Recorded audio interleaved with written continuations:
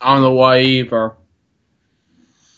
It did work fine, and it's not gonna let me. I did. It works with mine, but not let you on yours.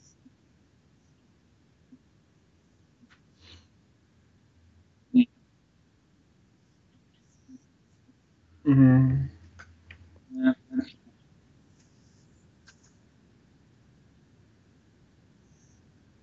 Yeah, yeah. I'm ready to go. Hmm.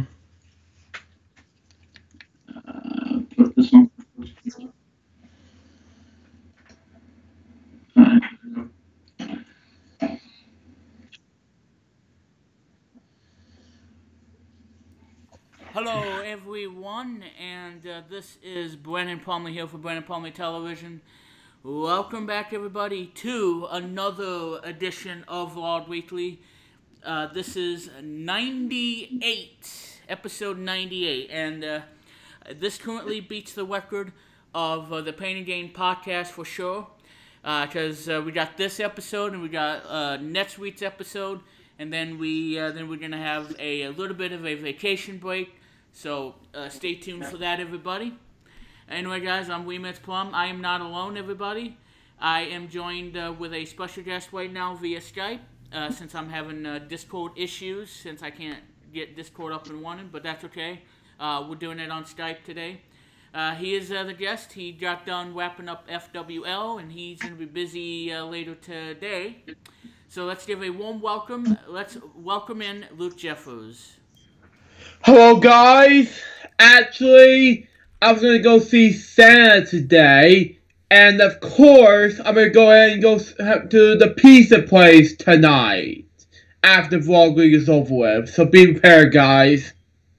It's going to sound really fun, Luke, and so, but anyway, guys, we got a buttload of topics we gotta go over, and of course, if you saw my flash briefing, you guys know that we got some stuff to go over. So, I don't know why why the Skype thing says that the speakers are muted, and I don't know why, but apparently it's muted, but it should be picking up your audio, Luke, as well as mine. So I'm gonna make sure via YouTube. Hopefully, I'm gonna put on my headphones. So, but anyway, yeah, we got a lot of stuff to go over, Luke, and so you have a topic that I shared with Yeah, I you. have three Go ahead, Luke. topics today.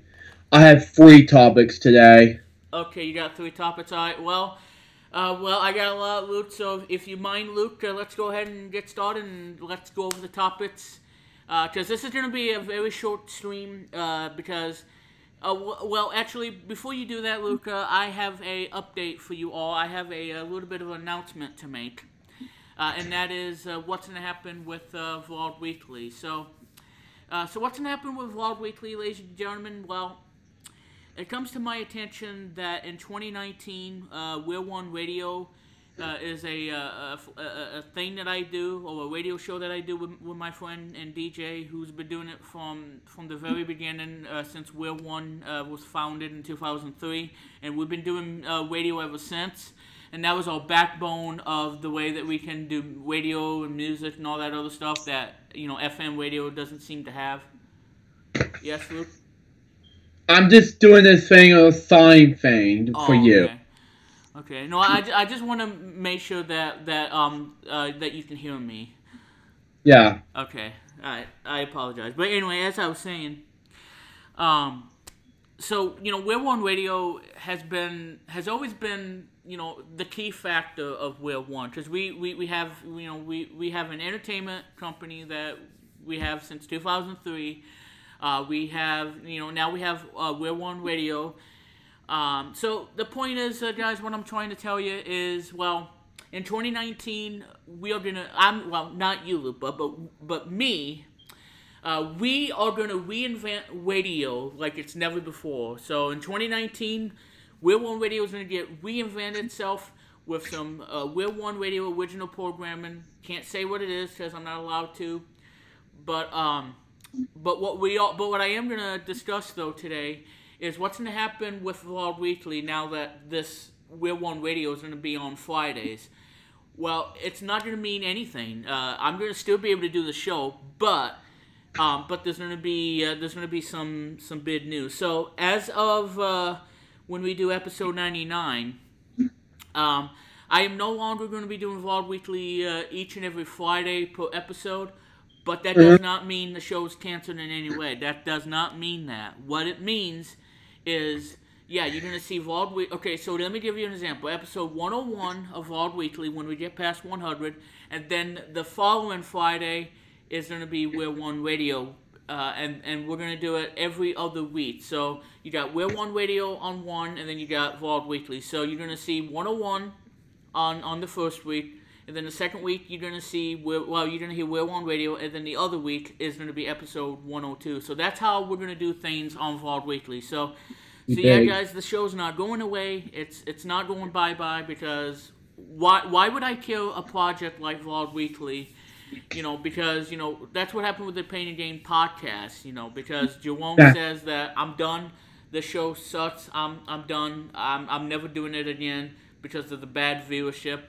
And, well, it's like I said, I do take full responsibility of the show, and I really make this a reality, because from the very beginning of weekly vlogs, I've always wanted the idea of really, giving you all the best of both, having fun and giving you all the best pop culture news that we can find on the internet.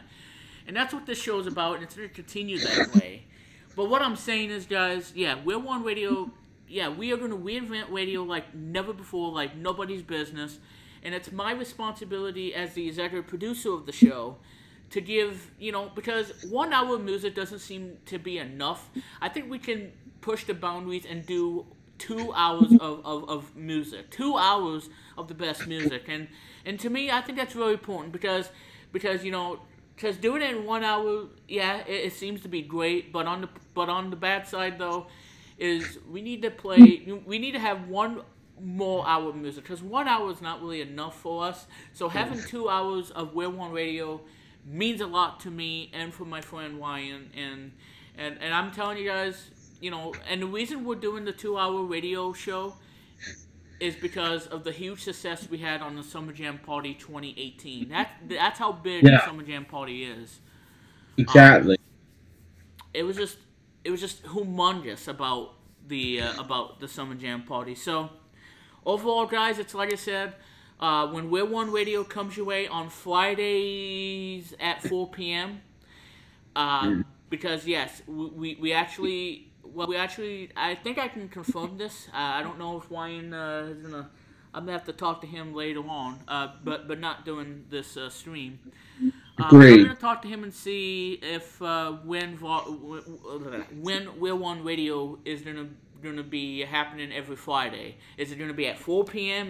Because we can't do it at 6 p.m. because 6 p.m. is because if we try to do it at 6 p.m. then it's just really gonna get in the way of the Cartoon Madness block, which is at 8 to 10 p.m. So doing it at 6 means that, yeah, number one, the host of these shows, they're not going to be ready in time, and then I'm not going to be ready in time to get the PowerPoint stuff ready. So doing it at 6 p.m. is going to be a huge pain, because that's something I don't want to do. But I'm guessing 4 p.m. to 6 p.m. sounds right for a typical show. Yeah. And I'm going to talk to Ryan and tell him, hey, I got this show Vlog Weekly. I don't want to cancel the show. I want to do this on Friday still.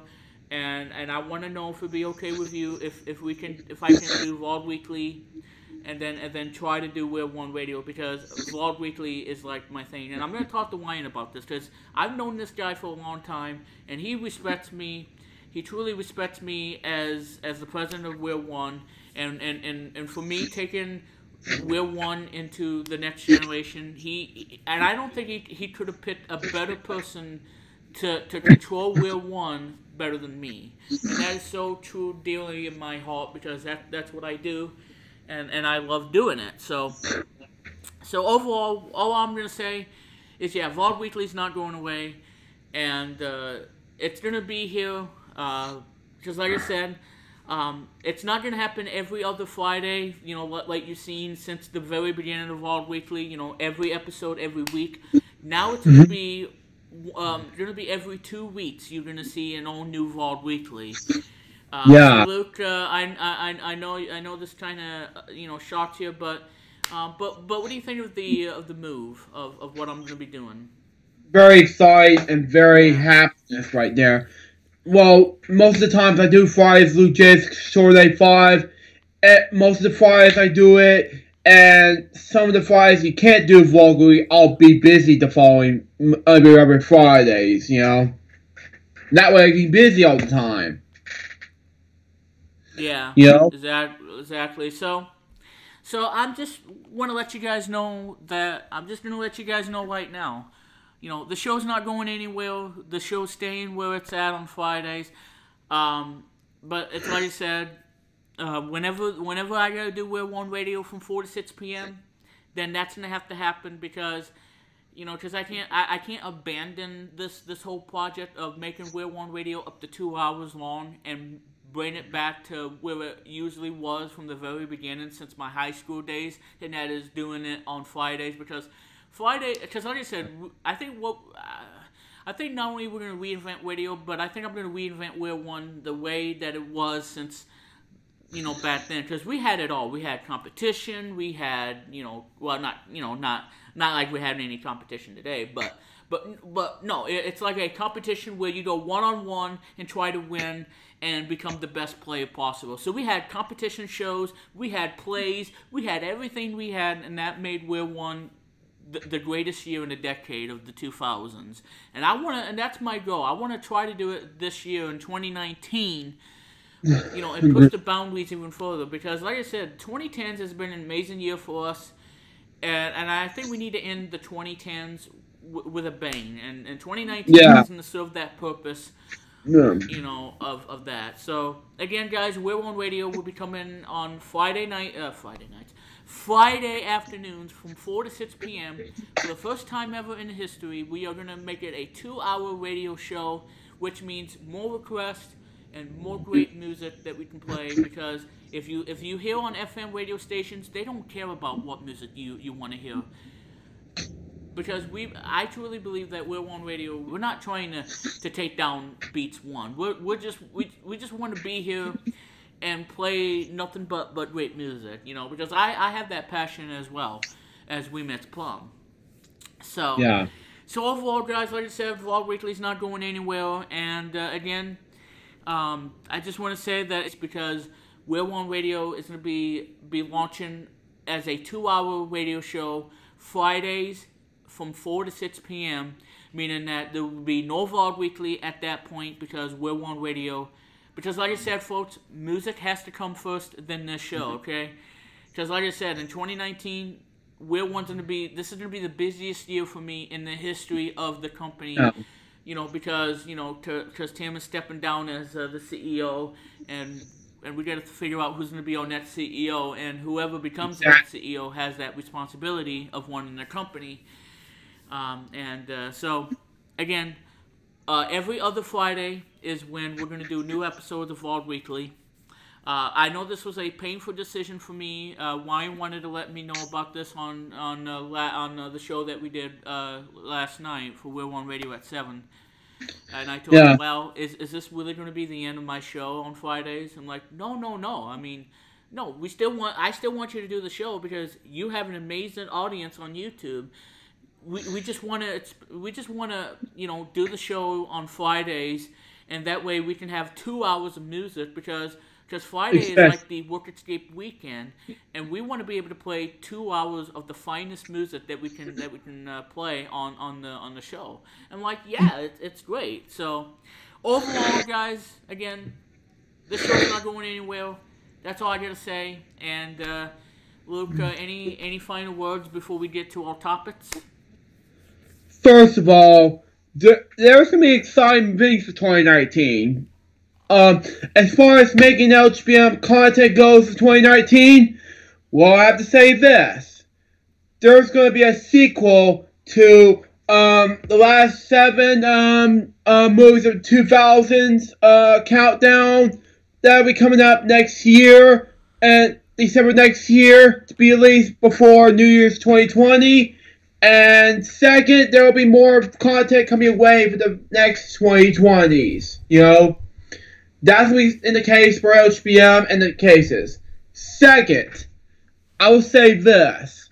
As far as BPT goes, on let's say on your channel, for example, for things like Real One Radio coming up next year, I was very excited about that. You know, that's all I can say.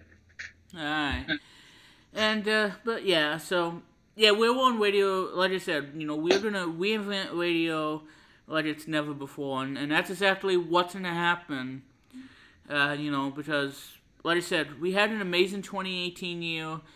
Yeah. And 2019 is, I think it's going to be even, well, I don't want to say it's even better, because our 15th anniversary was a huge success. You know, thanks to, and I just want to say, too, before we move on, thanks to the entire team who made, you know, this 15th anniversary not only, you know, the greatest thing ever, but for me, physically and personally, this has to be one of my favorite years. As far as We're One, now I'm not counting about my personal life, because my personal life sucks at the moment. Yeah. As far as, you know, my 2018 for We're One, I think this is probably one of the greatest years I've ever had at We're One. And of course, December is going to be our 15th anniversary finale. And then when we get into January 2019, we say goodbye to the 15 years thing.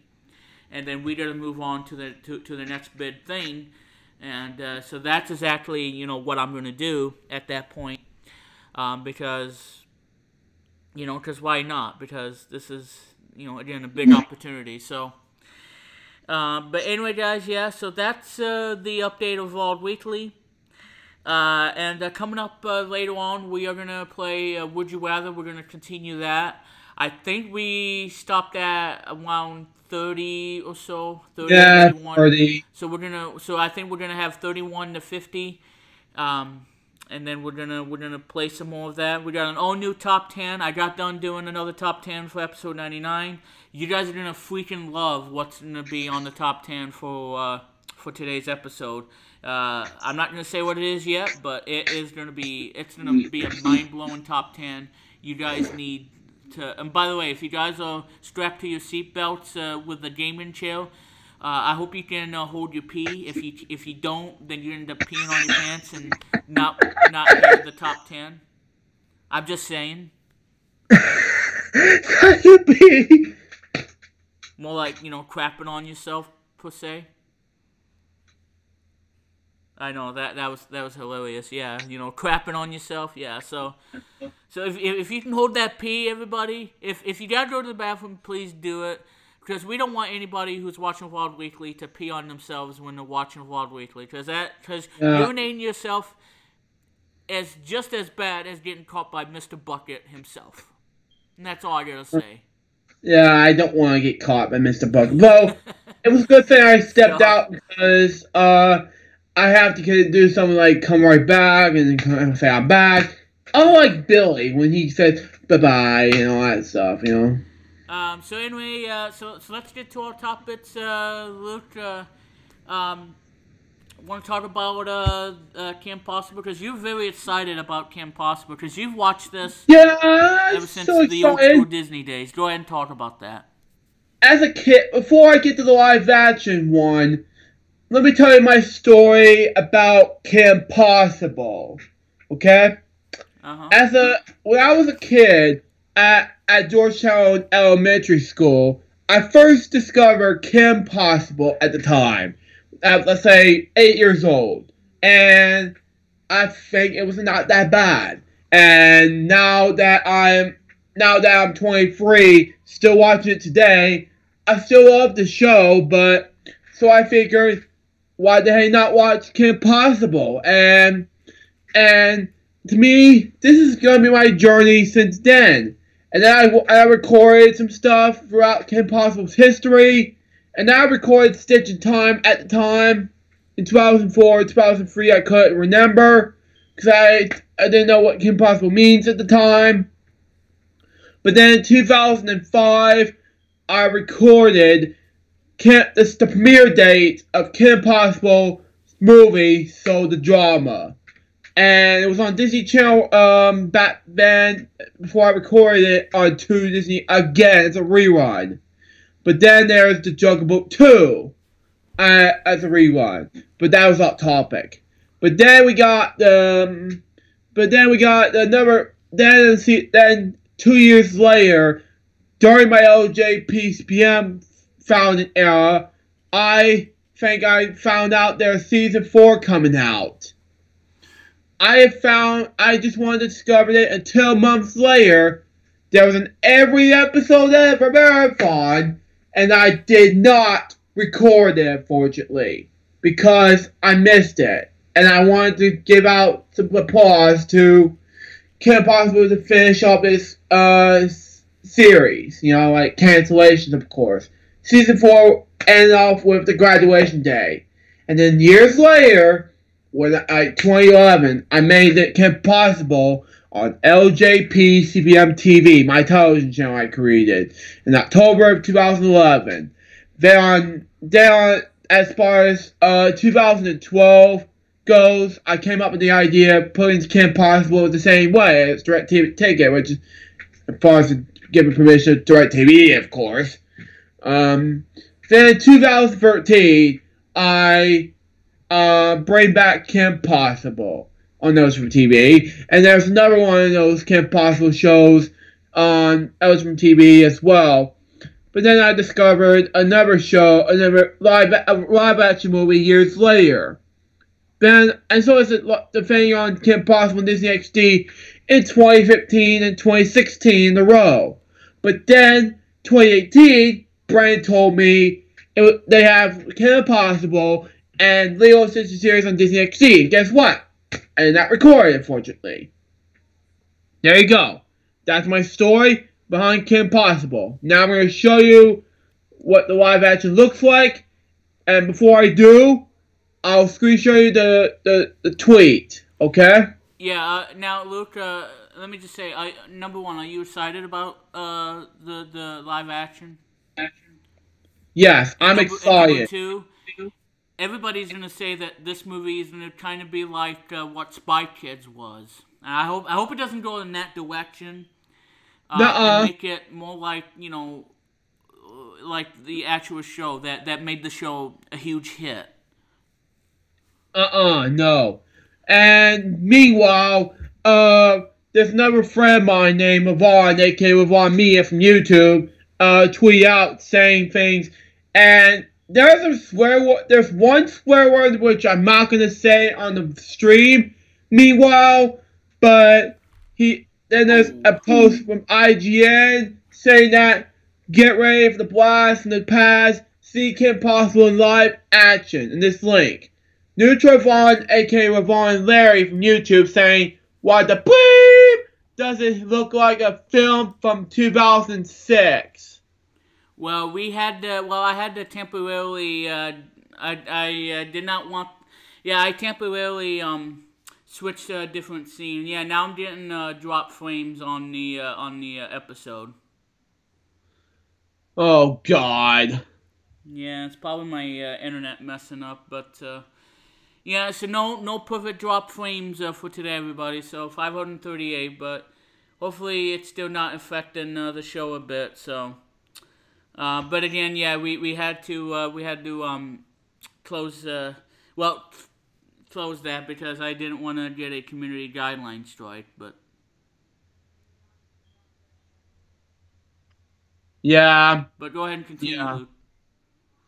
Yeah, because right after this is over, I just think I was in deeply shock. Hours before all this is happening from Yvonne, I decided, well, here's what happened for Branden. And whenever Branden gets drop frames, I have no idea what's going on. But then I want to show you the link before that, because I have to mute the volume because of copyright. And for all my viewers, I do apologize about what you saw.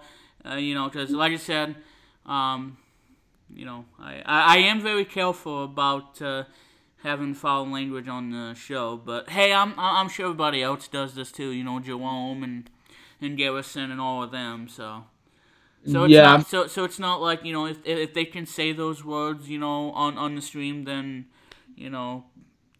while still trying for me to keep the show family friendly, but I do apologize, guys, about that. So YouTube, I'm sorry. Please don't take this video down. But anyway, continue.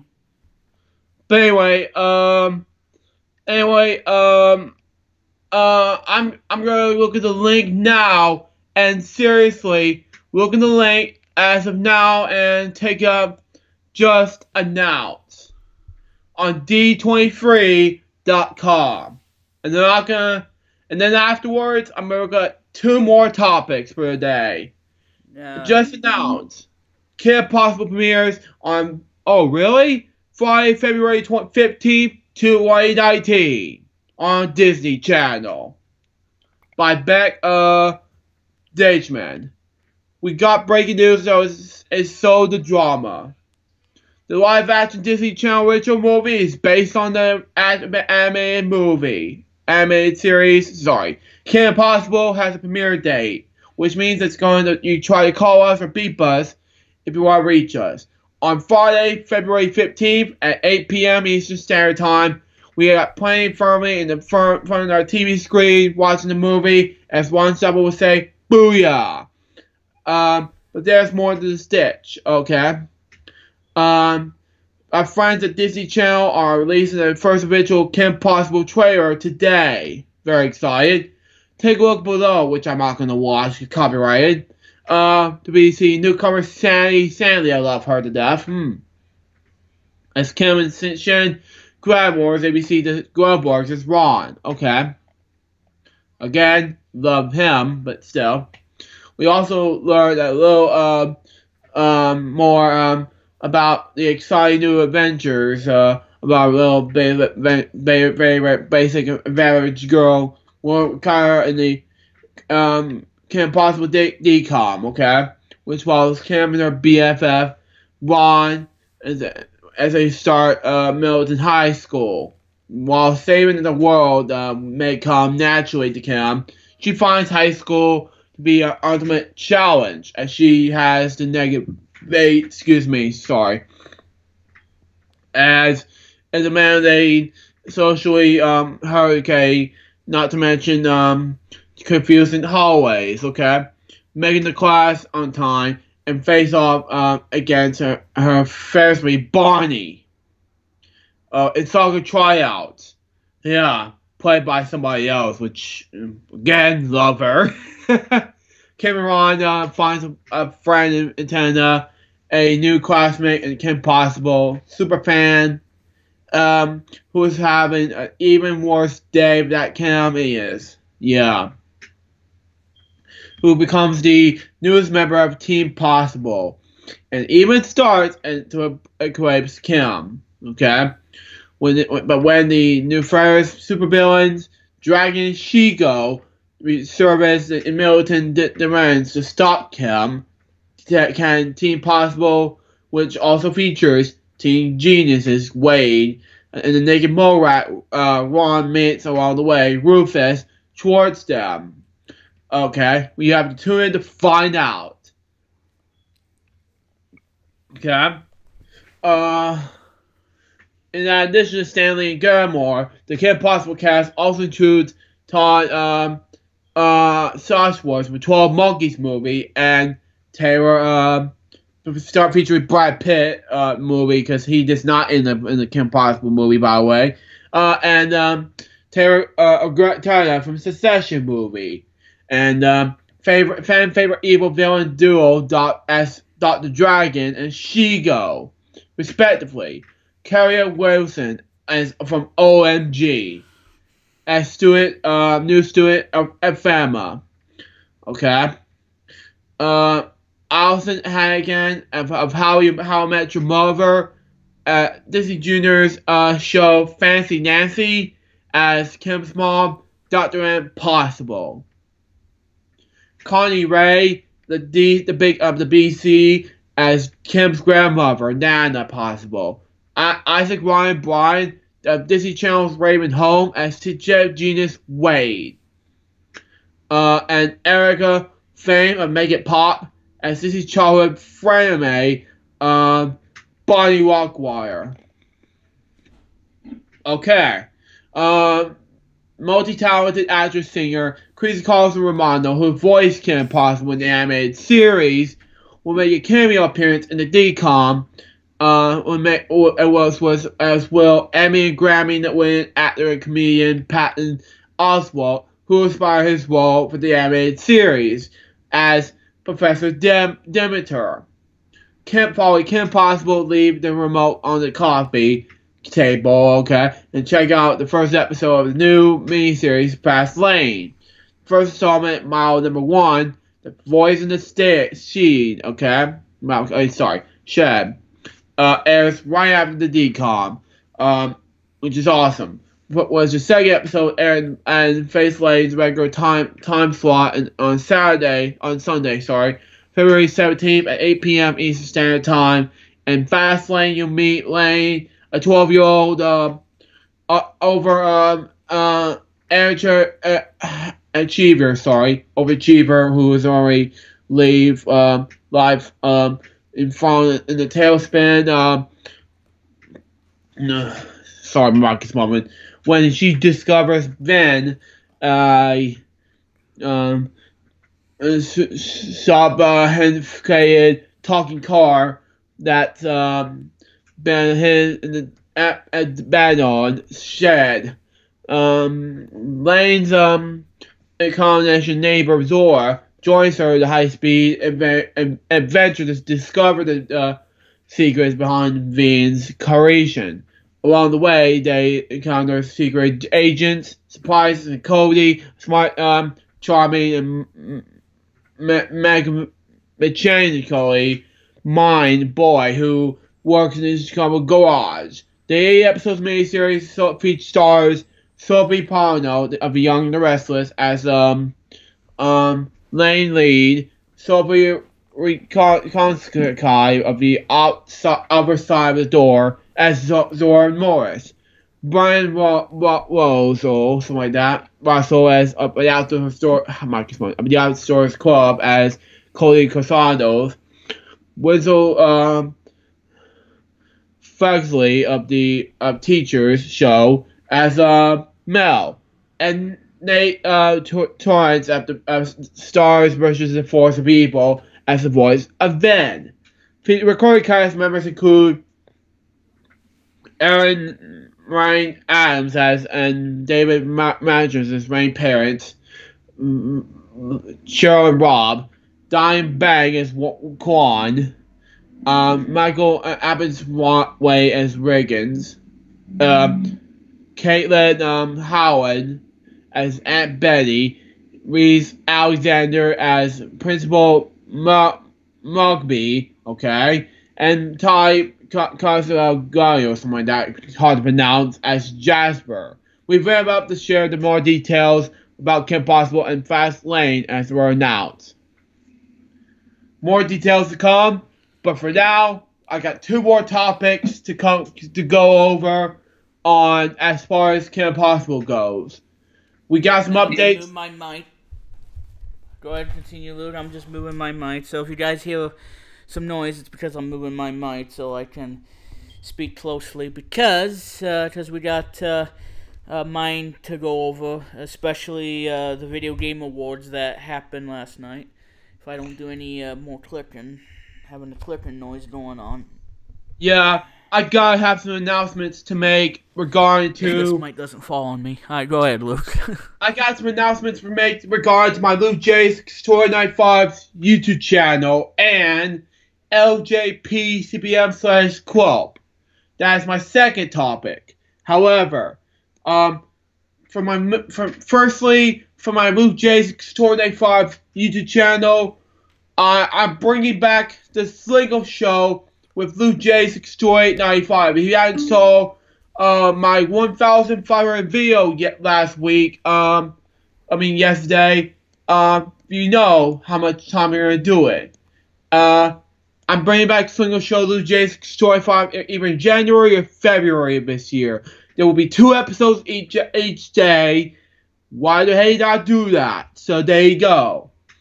And as far as book reviews is concerned, I'm bringing back book reviews as of 2019. Why? Which book I have to read? Chapter 3 of Street Gates on its 50th anniversary of Sesame Street. And there'll be more to come.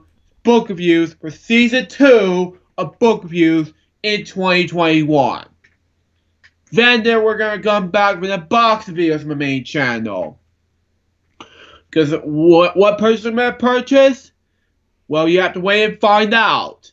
And of course, I'm as far as some things coming up, I still have let me scroll down. I still have a Q&A thing coming up. Q&A number 1, Q&A announcement video, second one coming up on my main channel. What it's gonna be? It's gonna be in 2019. However, I'm bringing back Single Vision for the Dead next year. Do not know when exactly. You have to wait and find out. And so it's Single Tuesdays to the Dead. Let's see. But as far as why I was deleting some videos, and the memory cards, I'm bringing this back as well. Coming next year. You know? As far as you know and everything. And as far as videos concerned, eligibility-wise, well, I'm happy to announce that BNF Vlogs is coming for Season 6 in January 2019. And as far as Season 7, March of 2019. So there you go.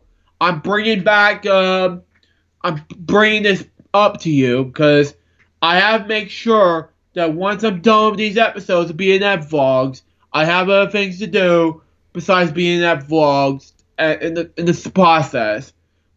I still have 301 of Elton Reacts, like Pay Game Podcast, episode 31. That'll be coming your way. That'll be coming your way in January 2019. And as far as Creative Time is concerned, it's taking a long hiatus until December the 19th. But there you go. That's going to be big. So there you go on that. And of course, I'm bringing you the best moments here on Friday's Blue Jays Store 95. Here, and speaking of moments, this is going to be my last topic. And I'm talking about this now. And I'm going to bring you, this is going to be Friday's Blue Jays Store 95 episodes 225. If you haven't saw it already, links in the description below me on vlog number 98. Well, yeah, if you have, earlier today, I've reached myself 225 episodes. Now, we gotta watch the highlights for 225, past 225 episodes. So, there you go. Let's enjoy these episodes, and let's get to Branden after this is over. Anyway. Alright. And, you celebrated 225 shows, and, really proud of you, Lupa, and you know, guys, great moments. I'm telling you, I know there'll never be another great moment on the show, but mine, I just gotta say quickly, episode 68, one of the best episodes. That's all I gotta say. Moving on. Yeah. Because of that baseball joke, Will. If you guys don't play this baseball game right, you're all gonna be fired. Oh my! Yeah. Just about had enough of you not catching the ball. Like, oh, look at the pretty ball. It's on the grass. Like, oh, I can't catch it because I'm too drunk. Yeah, well, like I said, if you don't do it, then I'm gonna fire each and every one of you, and you'll be sending home Christmas without any Christmas gifts this year. Oh my! So shape up. Anyway, or get the heck out. Anyway. Yeah, here's one of the here.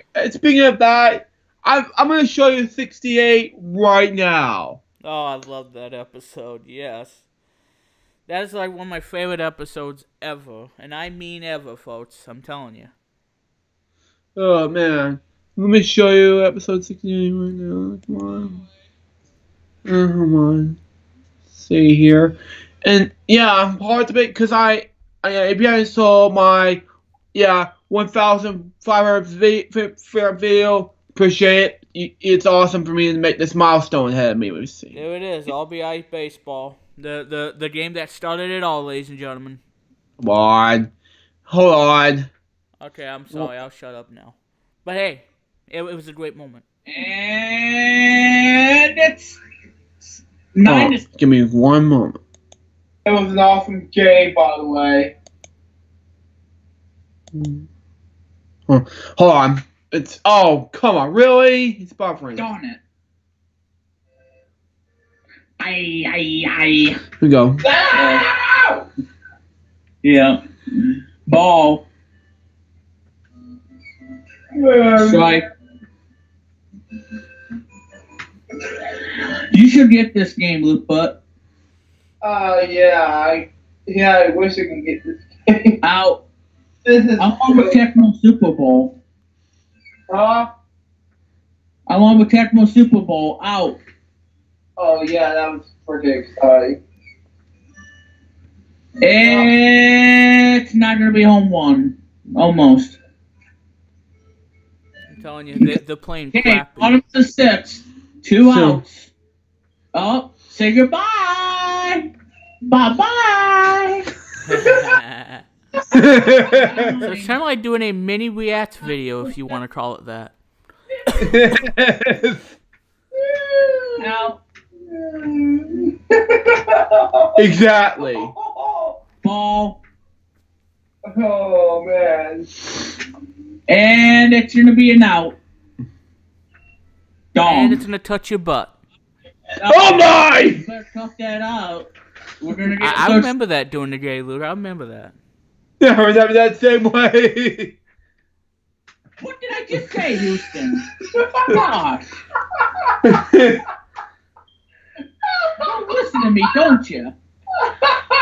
I should fire you. Wow.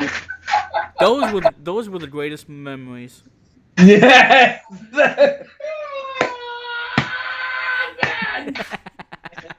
I know, I can be funny sometimes, but wow. Yeah, so. Wow.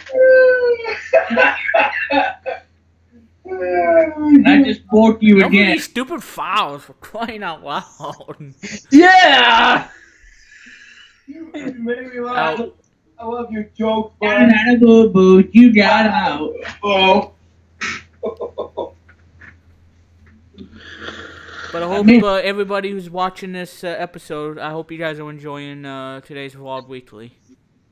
So. Alright, we're going to have a tie break. Yep, the tie is broken. 10-9. Boston's in the lead by 1. Oh, dang it! Oh, another home run. Yep, it's out of there. Home run, Boston. 11-9. 11. Oh no, 9-13. Excuse me. Today's game, you need to be fired and quit your job and go cry in a corner.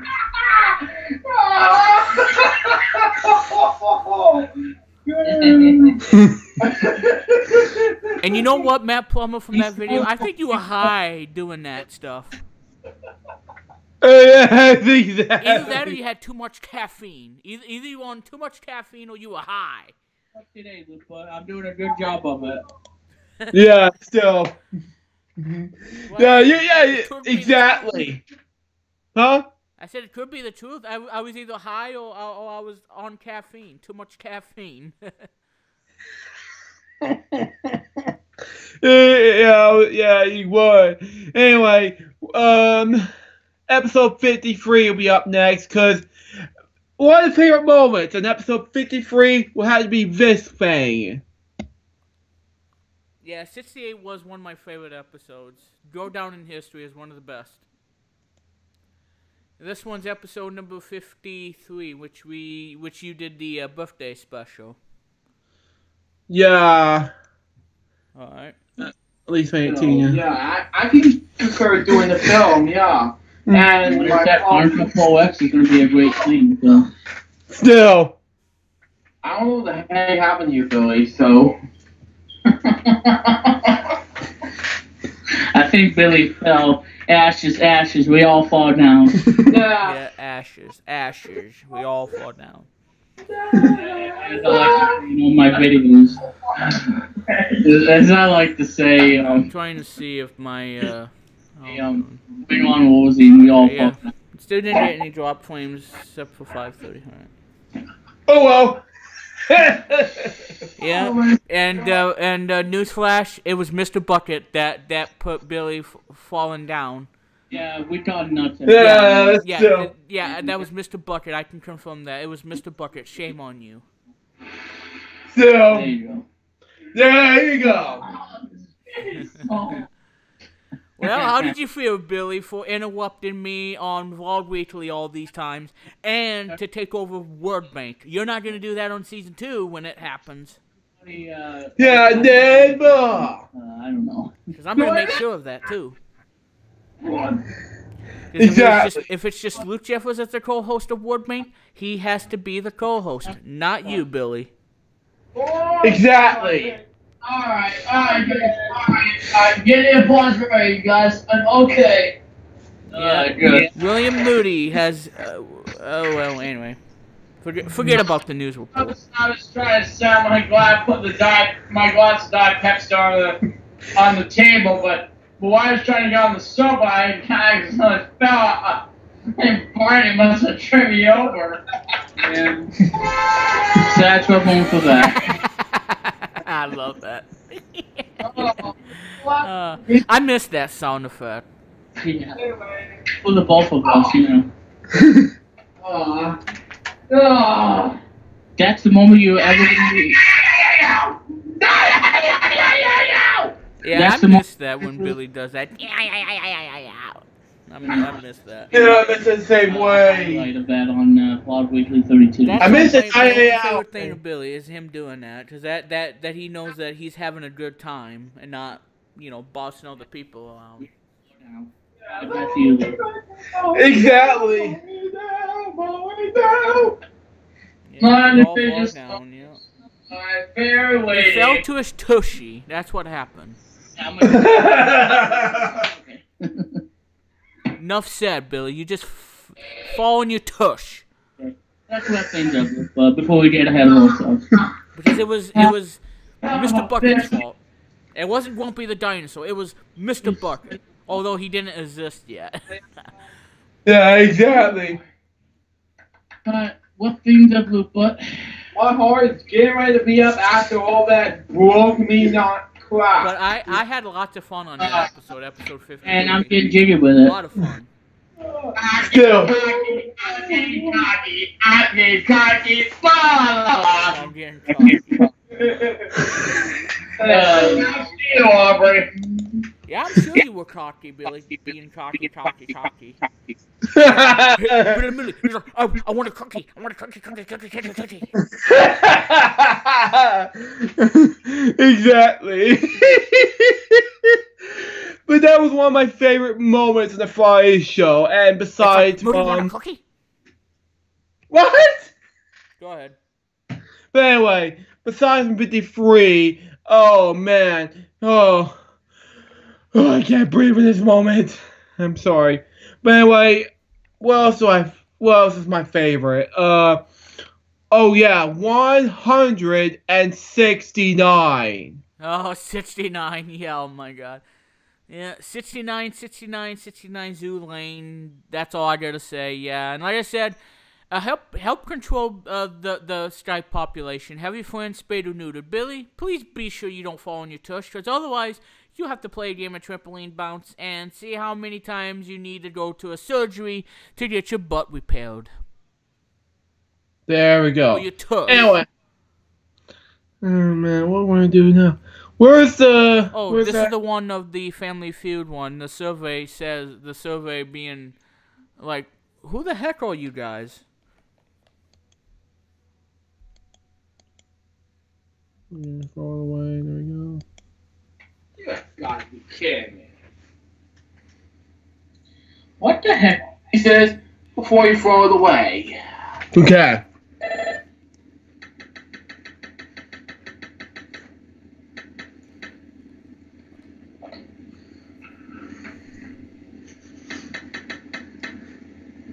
I have no idea.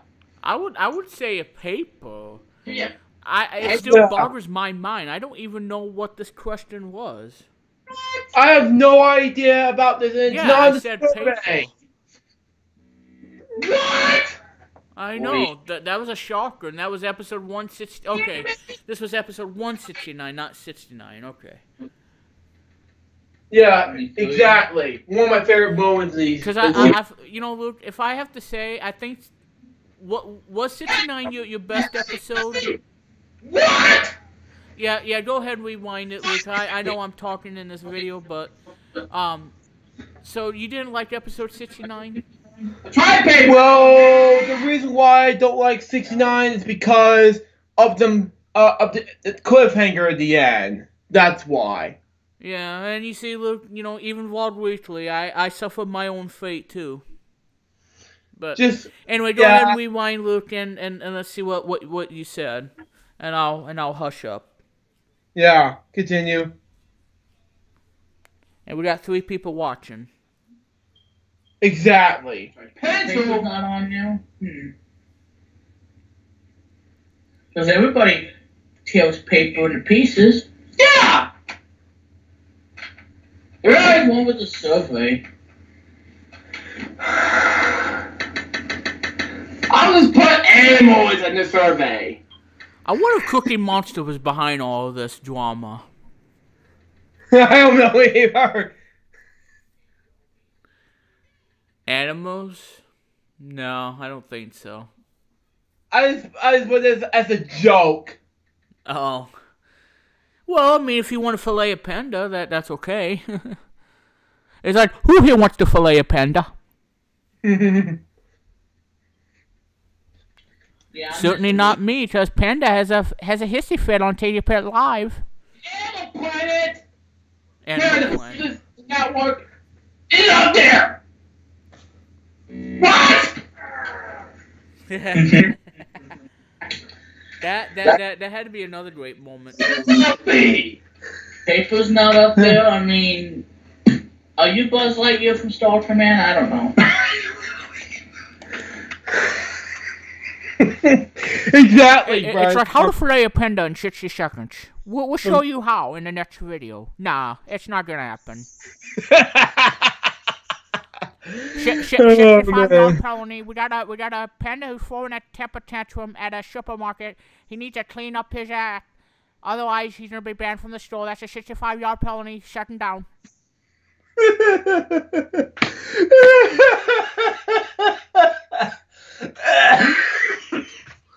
Actually, yeah. And, yeah. That was funny. I loved it. Oh, man. Also, one of my favorite moments in episode 137 of Friday's Luke J's Story 95, it has to do with this thing, this I was puzzle. trying to sound like Jerome, guys. I love it. I love being funny. I really do. And Jerome, you owe me one on that 25-yard felony first down. Yeah, still. I'm actually going to play that after this one, Luke. So go ahead and show this. And this is another great moment. Mm-hmm. 4 H's! Oh my god. And I know what this puzzle was. Yeah. Needed an L. But you already got it, so... Wait, what? Hush? Oh, hush. Yeah, what? Churchill Downs? Yeah, you need the album button. What?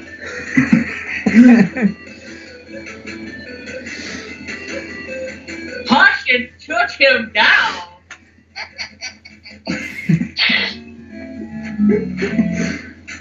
What? I miss those good old times. Touch and took him down, serious? And this will go times on Fridays the same way. But, you know, that's just me. But, you know, oh God, that episode's one of my favorites. It was fun, Luke. Yeah, and you know, I think that's why Billy doesn't, you know, like having that creativity and humor like we had back in the day, and that's and that really stinks because, you know, because like I said, you know, we both have shows still going and yeah, and it's just a lot of fun doing these shows. Exactly. And I'm looking at you, Panda. You still need to clean up on all your shits, otherwise you're going to be banned. It's going to be a second down, 60-yard penalty. Oh, while we're at the subject about some jokes around here, it's like Jokey the God. red-nosed reindeer. God! He had a shiny black nose. God! And the color of his skin was purple. And he crapped on himself.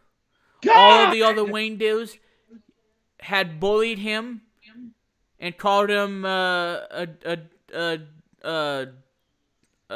don't know, Dumbo or whatever. I don't know. It's like you know, I would imagine having somebody doing the lyrics and rewrite the lyrics to it and do like Jokey Jokey the black nosed reindeer. That'd be really cool.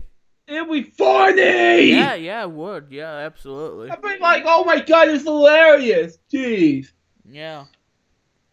I was like, oh my God, you gotta be kidding me. Yeah, I know, but anyway, go ahead.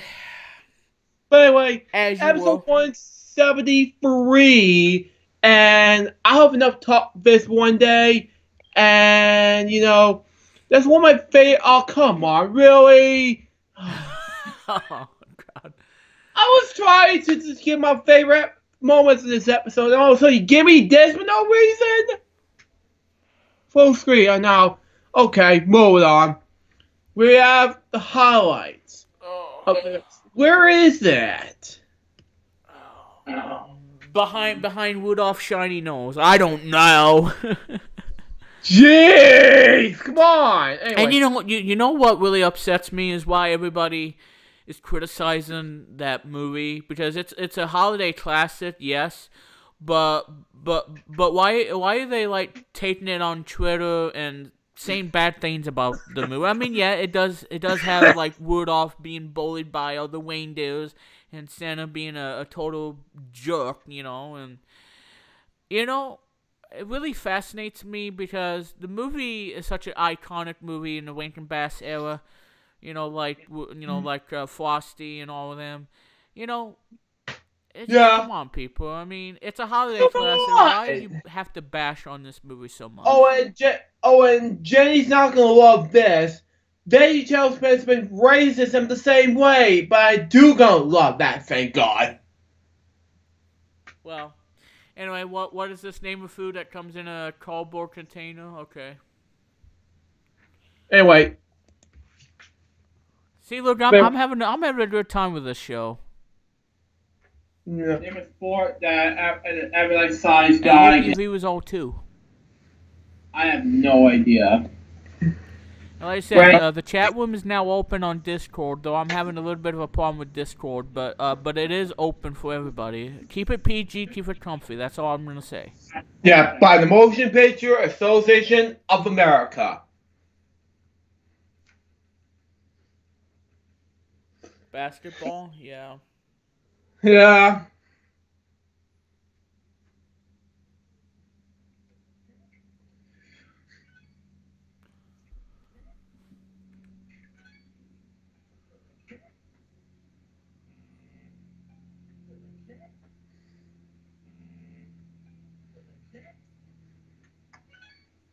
Yes! Yeah, basketball, and they put baseball instead, and that was a glitch. How the heck did that happen? That was a glitch. You said basketball, and they put baseball. That is a glitch. That is $5,000 glitch for the win, baby. Yeah, exactly. Yeah, and you know what, Luke? You did really well on one episode of Family Feud where you got, where you totally won the fast money. Like, you owned it. Yeah. That's a lie. I said basketball, not baseball. Stupid game. Yeah, I know. Ain't that the truth? Are you kidding me?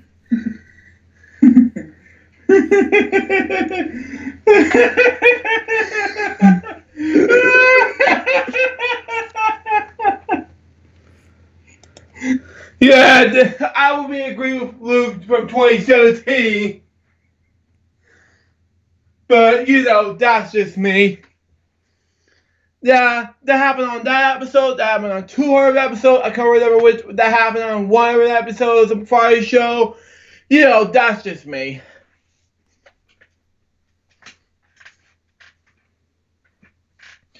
And, that's the truth about these episodes. I think I have enough highlights for now. And let's get to your topics now. Thank you, Luke. Yeah, I'm actually gonna post on my Facebook. By the way, guys, if you guys are wondering, We Met Plum is on Facebook now, so you guys can check me out on Facebook. Not only that, I'm all over the place. I'm now on Site 123 as my own site, which, and I'm also on Wits. Again, the link will be in the description below. If you guys want to go ahead and check it out. Because like I said, it's still a work in progress. I still got to polish up those sites, but hopefully I'll get it done. And now I'm going to be sending something here. Here is the, whoops, if I can type it right. But yeah, so it's been an amazing times, that we had on the show. And the baseball thing to the Family Feud, it's just so, just incredible. And 98th edition. Okay, so I'm posting this right now on my We Met Plum thing on Facebook. And if you guys want to watch Vlog Weekly number 98 on Facebook, all you gotta do is I'll comment below and you can watch it on Facebook because of the problems that are happening. Okay, so watch here. Copy, paste the link, because I got some topics I want to go over. Thank you, Luke, for those wonderful topics. And that's how we do the show, buddy. That's how we roll on Vlog Weekly number 98. I think, the episode I'm very excited the most is having Chris Kennedy on for episode 99. I think it's going to be a spectacular episode, because we're going to do something a bit different than what we are doing for today's episode, because me and Chris are going to do something, give you all just a taste of what you're gonna hear in our very own podcast show together, as well as another one that's gonna be on a different video platform. So I know that you, Luke, are very excited about episode 99. I'm very excited. Yes, I'm very happy for this to be happening. So, but anyway, guys, let's go ahead and go over to some topics. We're going to go ahead and talk about the 2018 Video Game Awards, and I watched this last night, so Luke, that's why I wasn't available on Discord, because I was watching, well, not only that, but I was pretty busy with the presentation I had to do last night. Yeah. But anyway, so, I've watched the 2018 Video Game Awards, and I gotta say it was one of the best awards that I've watched this year. I think it was incredible.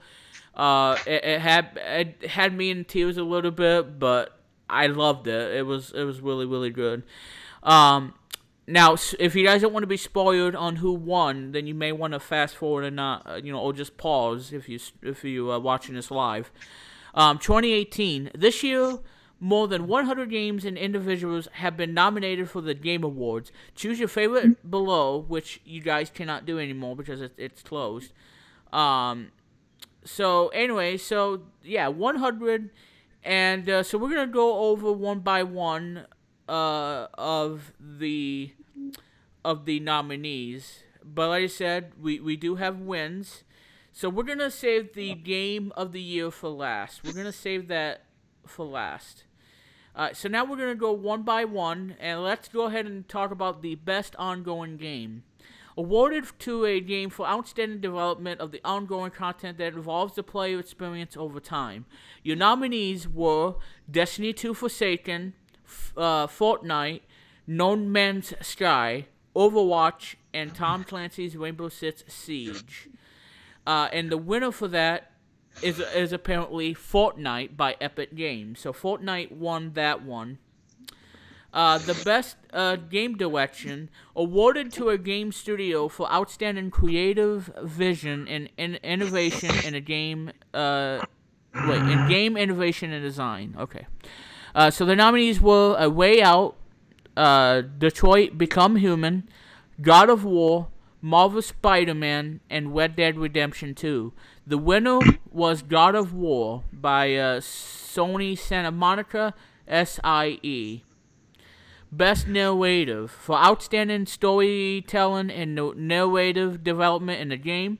The nominees were Detroit Become Human, God of War, Life is Strange 2 Episode 1, Marvel's Spider-Man, and Red Dead Redemption 2. The winner, Red Dead Redemption 2 by Watchdog Games.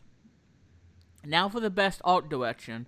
For outstanding creative and or technical achievement in the artistic design and animation.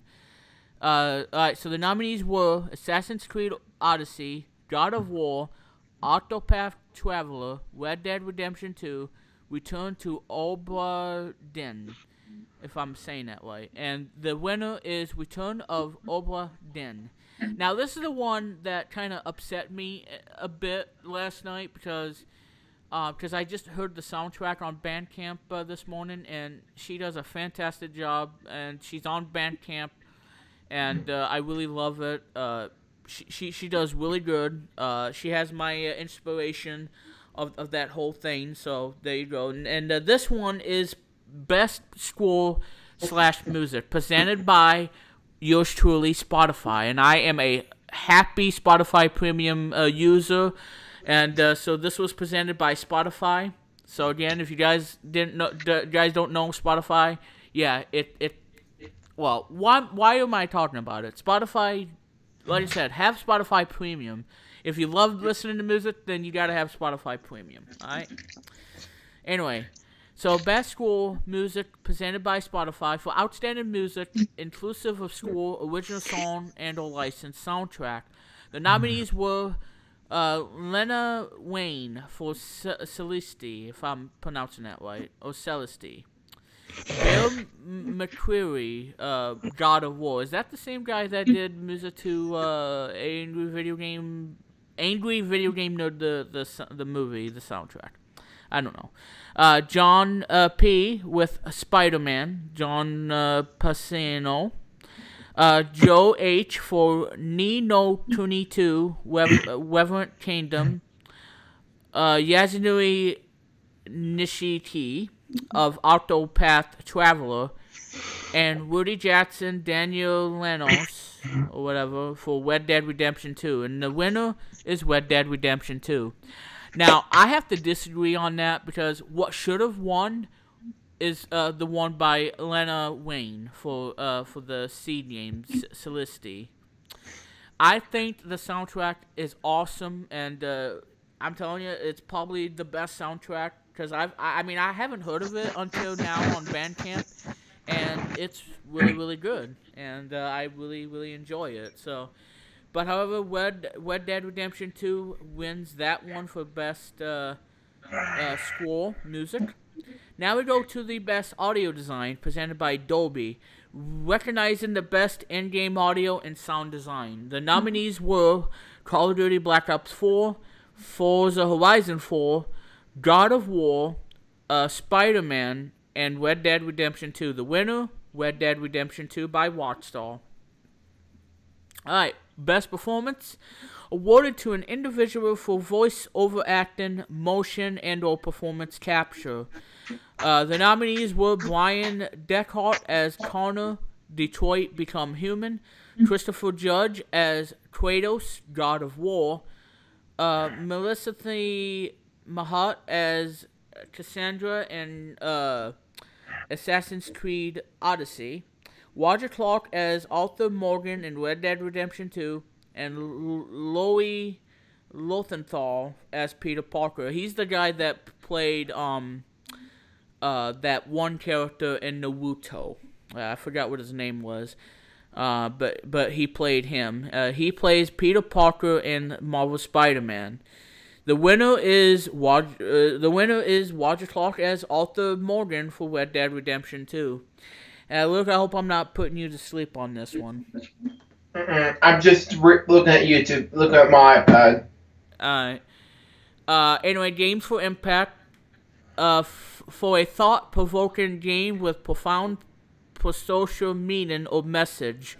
The nominees were 11 Memories Retold, Celeste, Florence, Life is Strange 2, Episode 1, the missing J.J. Matfield and the Island of Memories. The winner is Celeste by Matt Mates Games. That deserved the win because it's truly humbled and amazing game. I haven't played it yet, but it sounds really cool. So that game won. Next up, we got the Best Independent Game for outstanding creative and technical achievement in a game made outside the traditional publisher system. The nominees were Celeste, Dead Cells, Into the Breach, Return of Obra Dinn, and The Messenger. The winner, Celeste.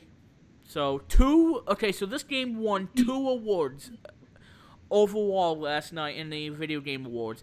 The game won 2 awards last night, and I'm humbled. I was so upset it did not win the best score because I think that I prefer the soundtrack than Red Dead Redemption 2. I know you guys are gonna hate me on that, but like I said, I love Electropop, and what she did in the soundtrack to this game is truly unbelievable. So that should have won, but hey, Red Dead Redemption 2, I gotta give it props because it is the best game for 2018. So, but there you go on that. Best mobile game, we got Donut County, Florence, Fortnite, PUBG Mobile, and Wayne's Game of Thrones, and this is for the best game playable on a dedicated mobile device. The winner is Florence by Mountains. Now, this one, Luke, are you ready to hear about the best VR AR game? Yes. For the best game experience playable in virtual or augmented reality, irrespective of platform, the nominees were Astrobot Rescue Mission, Beat Saber, Firewall Zero Hour, Moss, and Tetris Effect. And I was quite upset about this one because the winner is Astrobot Rescue Mission by SIE Japan Studio. Why am I upset? Because Tetris Effect came out this month, or last month. The game is incredible. It has the best graphics. It looks incredible in 4K. The music is fantastic. And now they got snubbed because they didn't win for the best virtual reality. Now, I have to say this up front. I am not a PlayStation VR fan. I don't intend on getting a PlayStation VR when I get my PS4 back. I'm not a fan of virtual reality games, but like I said, I probably will one day play Tetris Effect in virtual reality, but as of right now, I'm kind of upset it did not win last night. So I was a bit hurt because I'm a huge Tetris player, as you guys know. I am a huge Tetris player. They call me the Tetris thug. That's how good I like Tetris so much. And for that not winning the award, I think it kind of hurt my feelings in a way. So, Luke, would you agree on that? Yeah, maybe agree on that. Big time, yeah. But hey, I've heard good things about Astrobot, so I'm gonna give them a chance. I'm gonna give them the opportunity how good the game really is. So Astrobot wins. Should have been Tetris Effect, but I'm just saying. Alright, now for the best action game. For the best game in the action genre focused on combat.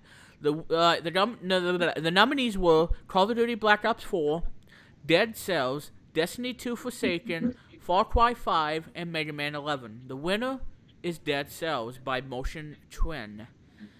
The best action-adventure game. For the best action-adventure game, combining combat with traversal and puzzle solving. The nominees were Assassin's Creed Odyssey, God of War, Marvel's Spider-Man, Red Dead Redemption 2, and Shadow of the Tomb Raider. The winner is God of War.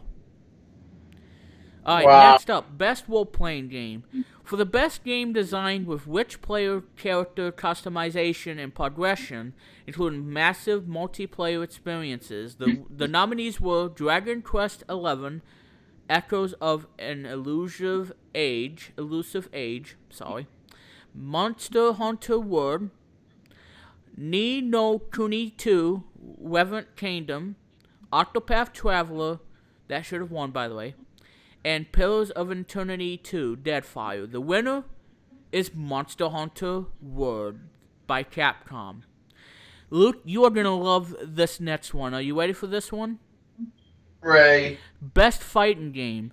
For the best game designed primarily around head-to-head combat, here are the nominees. BlazBlue Cross Tag Battle, Dragon Ball FighterZ with a Z, Soul Calibur 6, and Street Fighter V Arcade Edition. The winner, Kane, you're going to be so happy about this. You're going to jump for joy, listen to Justin Bieber, do all that naked stuff, because the winner is Dragon Ball FighterZ. Oh my. By Arc System Works and Bandai Namco Entertainment. So, Kane, if you are watching this game won the best fighting game at the Video Game Awards. And congratulations to Bandai Namco for making this a great game, because I'm a huge Dragon Ball fan. I love Dragon Ball Z. I love it. I love Dragon Ball. I'm a super fan of Dragon Ball Z fan. Not the remake one, but not the crappy one from the 2000s, but the one that I think Saban did, Saban Entertainment. But yeah, Dragon Ball Z for the win. I love Dragon Ball Z. So Kane, if you're watching this, the former champion of Take Your Pit Live, yeah, I know you're gonna be peeing on yourself. I feel like he's gonna end up peeing on himself because, like, oh my god, this game won! Ah! But yeah, anyway. Next up in the category. Yeah, you liked that, did you, Luke? Yes. Alright.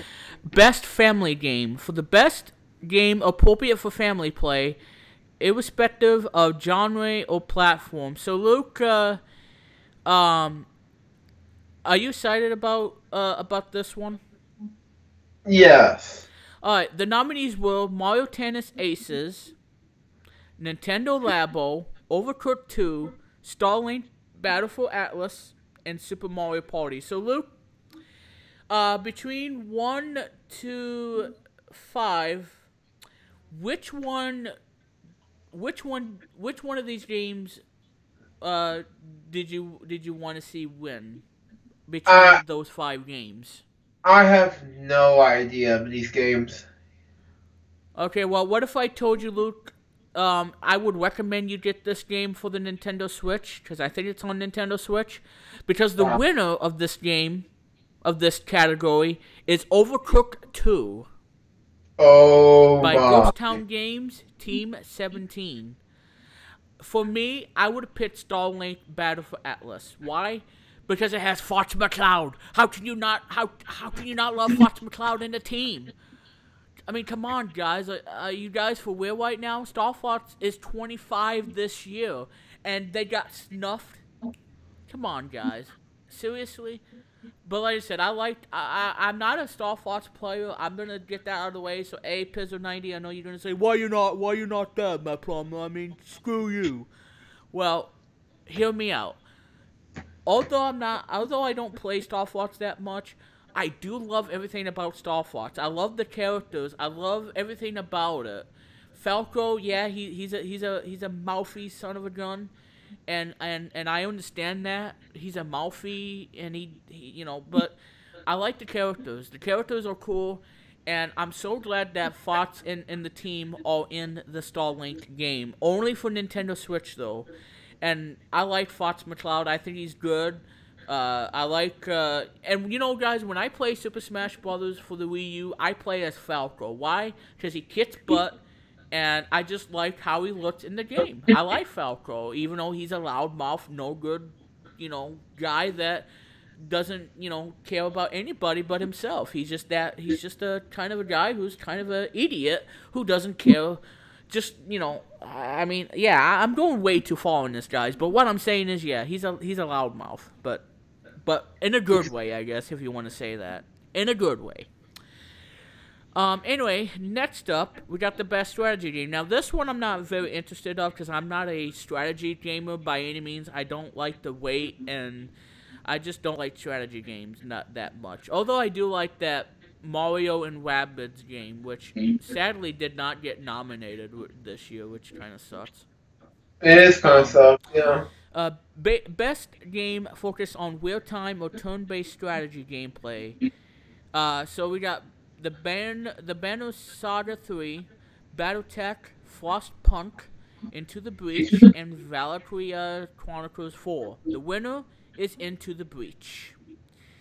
Luke, this next one, I'm gonna love this one because I was so flippin' happy when this game won. I'm not gonna say what it was yet, but Luke, this next category is the best sports/racing game. This is up my alley because this is for the best traditional and non-traditional sports and racing game. Luke, are you ready to hear the nominees? I'm ready. The nominees were FIFA 19. Forza Horizon 4, Mario Tennis Aces, NBA 2K19, and Pro Evolution Soccer 2019. The winner? Booyah! Forza Horizon 4, and that was the game I was going to choose to win, and I am so happy that this racing game won. Why?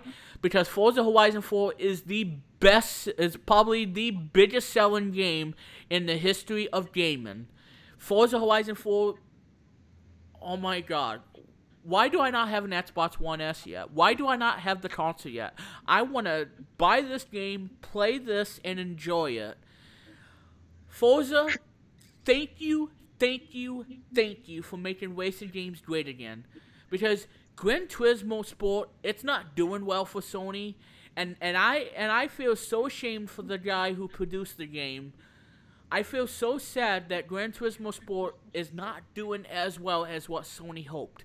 Because Forza is kicking the latest Gran Turismo game butt. And I am so sad about Gran Turismo Sport not doing well. For you guys at Sony and for you, the producer of Polyphony Digital, you guys need to step up your game if you want to take down Forza. Because there's no way you're going to take down Forza. So, all I have to say is, do a better job next time, alright? Because Gran Turismo Sport's not doing well. So take notes, Sony. Take notes. Alright, next up is the best multiplayer game. And the nominees were Call of Duty Black Ops 4, Destiny 2 Forsaken, Fortnite, Monster Hunter World, and Sea of Thieves. The winner is Fortnite by Epic Games. Now the best student game. The nominees were Combat 2018, Dash Quasar, Jella, Lift, and We Charge. The winner is Combat 2018. The best debut indie game. The nominees were I want to keep saying country, but it's not. It's Donut County, Florence, Moss, The Messenger, and Luke, do you? I know you have this game, Luke. Okay, the game you have, Luke, is Yoku's Island Express for the Nintendo Switch. Do you have that game? Yuku, no. Okay, Not yet. Yuku's Island Express. Do you have that game? Not yet. You don't? No. Oh. I thought you did when you had your Nintendo Switch. I do have 3 games. Let me show it to you now. Alright, and the winner, by the way, is The Messenger by Sabotage Studio. I'm getting exhausted from reading these presidents of the United States. Yeah, I know. Well, you know, Luke, the Video Game Awards was huge last night. I freaking loved it. It was... And it's great for me being a gamer. This is why I'm a gamer, you know. This is... I mean, thank you to my late aunt who's not here with me anymore, but she really wanted me to become a gamer, and I gotta thank her for it, because gaming is never gonna die. Gaming, because everybody thought gaming was a fad back then in the 80s. Well, guess what? Gaming is here to stay. And it's here to stay, and I have to say this too, guys, don't be bad-mouthing games as a source of what's happening in the world we're living in, you know, from the killings and all that other stuff. Don't blame video games as that, okay? It's their fault, not the video games. End of story, okay? We don't discuss politics at all on this show. I'm just saying that right now. Yeah, and I maybe agree on that. But I did read President of the United States, as why I'm speaking to you to this right now. But anyway, I'll show you this now, and we'll go back to Branden on his Video Game Awards. Yeah, Luke, go ahead.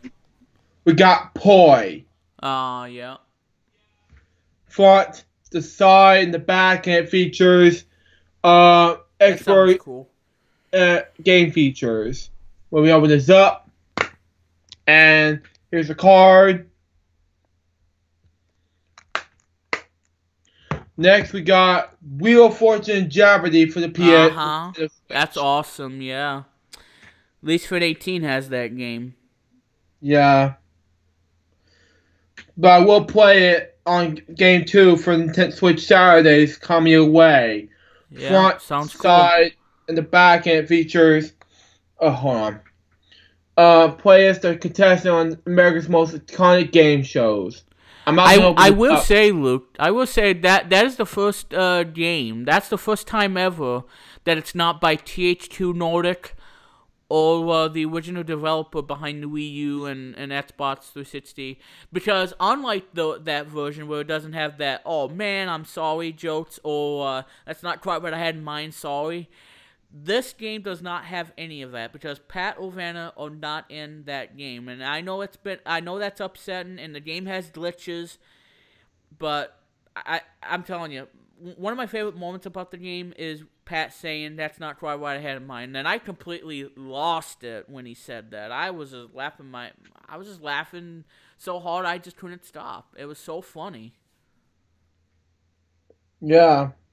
All right, what's your last game? Nickelodeon Kart Racers. Yes. Yep. And that's for you, Steven Hillenberg, who passed away. This is for you, because SpongeBob is in this racing game. Yep. Front, the side, the back end features... May he rest in peace. Yeah, Racers, the storyline, it's Go Slime. That's all the games I have. Okay, I thought you had the Island Express. No, I did not. Okay. Nor do I have one other game that Josh and Mario suggest me to play during game day number 6 on of the live stream they were doing hosted by Mario Master Monkey that I was doing last night. Swamp Rabbit Boy told me this, and he said if he wants me to play Super Smash Ultimate for the Wii U, the Switch.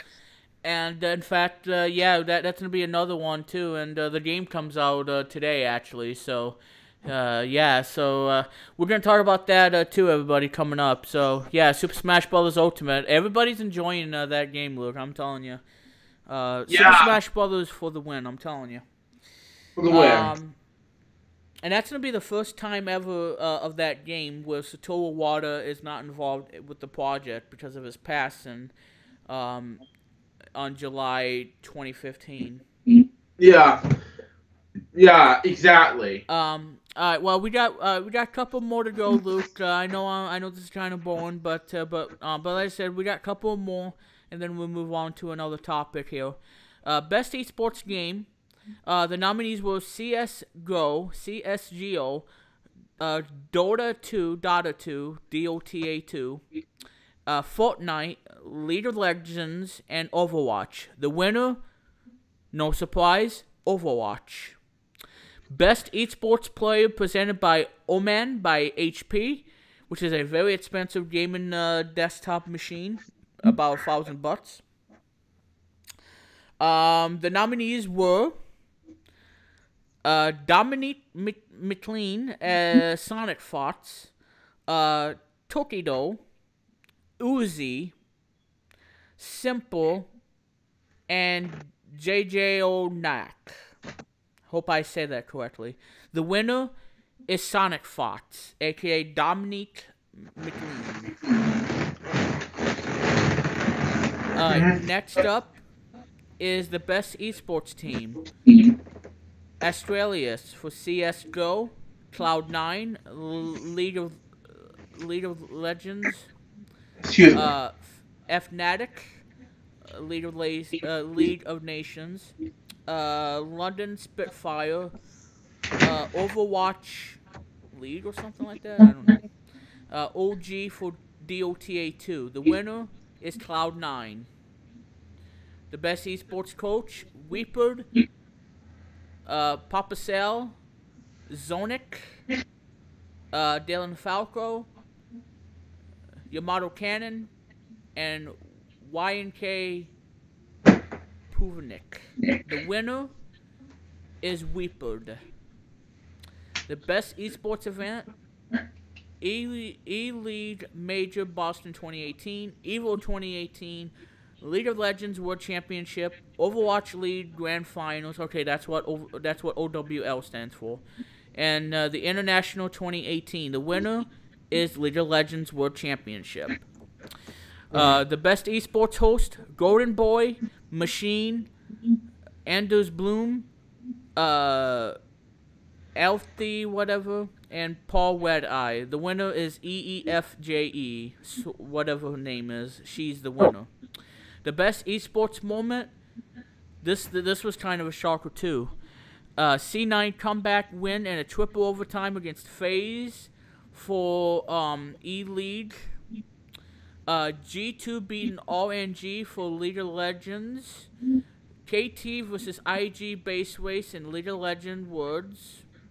OG's massive upset of LGD in Dota 2. And Sonic Fox side switch against Go 1 and Dragon Ball and DBZ. Okay, sorry about that. And EVO. The winner is C9 comeback win in a triple overtime against FaZe. Oh boy. Now, Content Creator of the Year. The nominees, Dr. Lupo, Myth, Ninja, Pokimane, Willie Wetz, and the winner is Ninja. Okay, Luke, are you ready for the Game of the Year? Because that is the last category we have. The Game of the Year. This is the big one. This is the biggest one out of all of these awards. The Game of the Year. Luke, are you ready to hear what are the Game of the Year nominees? I'll say it once more, and I'll say it again. Yes! Okay. Recognizing a game that delivers the best, absolute best experience across all creative and technical fields. The nominees for the Game of the Year: Assassin's Creed Odyssey, Celeste, God of War, Spider-Man, and Monster Hunter World, and Red Dead Redemption 2. So, Luke, would you guess Spider-Man being the Game of the Year winner? What do you think? I was thinking in my head, yes, for this. Okay, because between that and God of War, both by Sony, even though one by Insomniac and both by SIE, Sony Interactive Entertainment. Well, Luke, the Game of the Year winner for the 2018 Video Game Awards is God of War. Santa Monica and Sony Interactive Entertainment. So this game beats Spider-Man, Celeste, whatever you want to call it, Monster Hunter, and Red Dead Redemption 2. So God of War is your 2018 Game of the Year winner for this year. Good job, God of War. Yeah, even though it should have been Spider-Man or that other game by Matt Mates Games, I'm very happy for God of War winning the game because it's a huge game for the PS4, and I'm very proud of Sony and everybody who made it possible. Because in 2019, they're not going to be at E3 next year, and I'm kind of bummed about it. So I don't know what Sony's going to be doing, because I'm hoping oh my god, I'm really worried about Sony right now. I really am, because they're not going to be at E3 next year. We're hoping for Nintendo the same way, and so is Microsoft. I think Nintendo's going to do a Nintendo Direct thing, like they do on every E3. Because they haven't been at E3 since 2008 or 2010. When they did the Nintendo Direct, when Mr. Iwata, who was the president and CEO of the company, he wanted to not have any more E3. I'm like, why? But there you go. That, my friends, that is your 2018 Game of the Year, should I say the 2018 Video Game Awards, and that was from last night. And I gotta say, overall, again, it was really great, and I loved it. And this has to go down as one of the best award shows I've watched. It was emotion. Yeah, I know, Luke. But it was emotional. I got to hear the lady composer who did the video game soundtrack, Celeste, playing that piano thing and the keyboard, the chord keyboard. I'm telling you, it had to be one of the greatest award shows I've ever watched last night, and it was a lot of fun, and I simply enjoyed it, and it was just incredible. So, Luke, your final thoughts of the Video Game Awards? I haven't seen it, but good job, God of War. Yeah, indeed, yeah.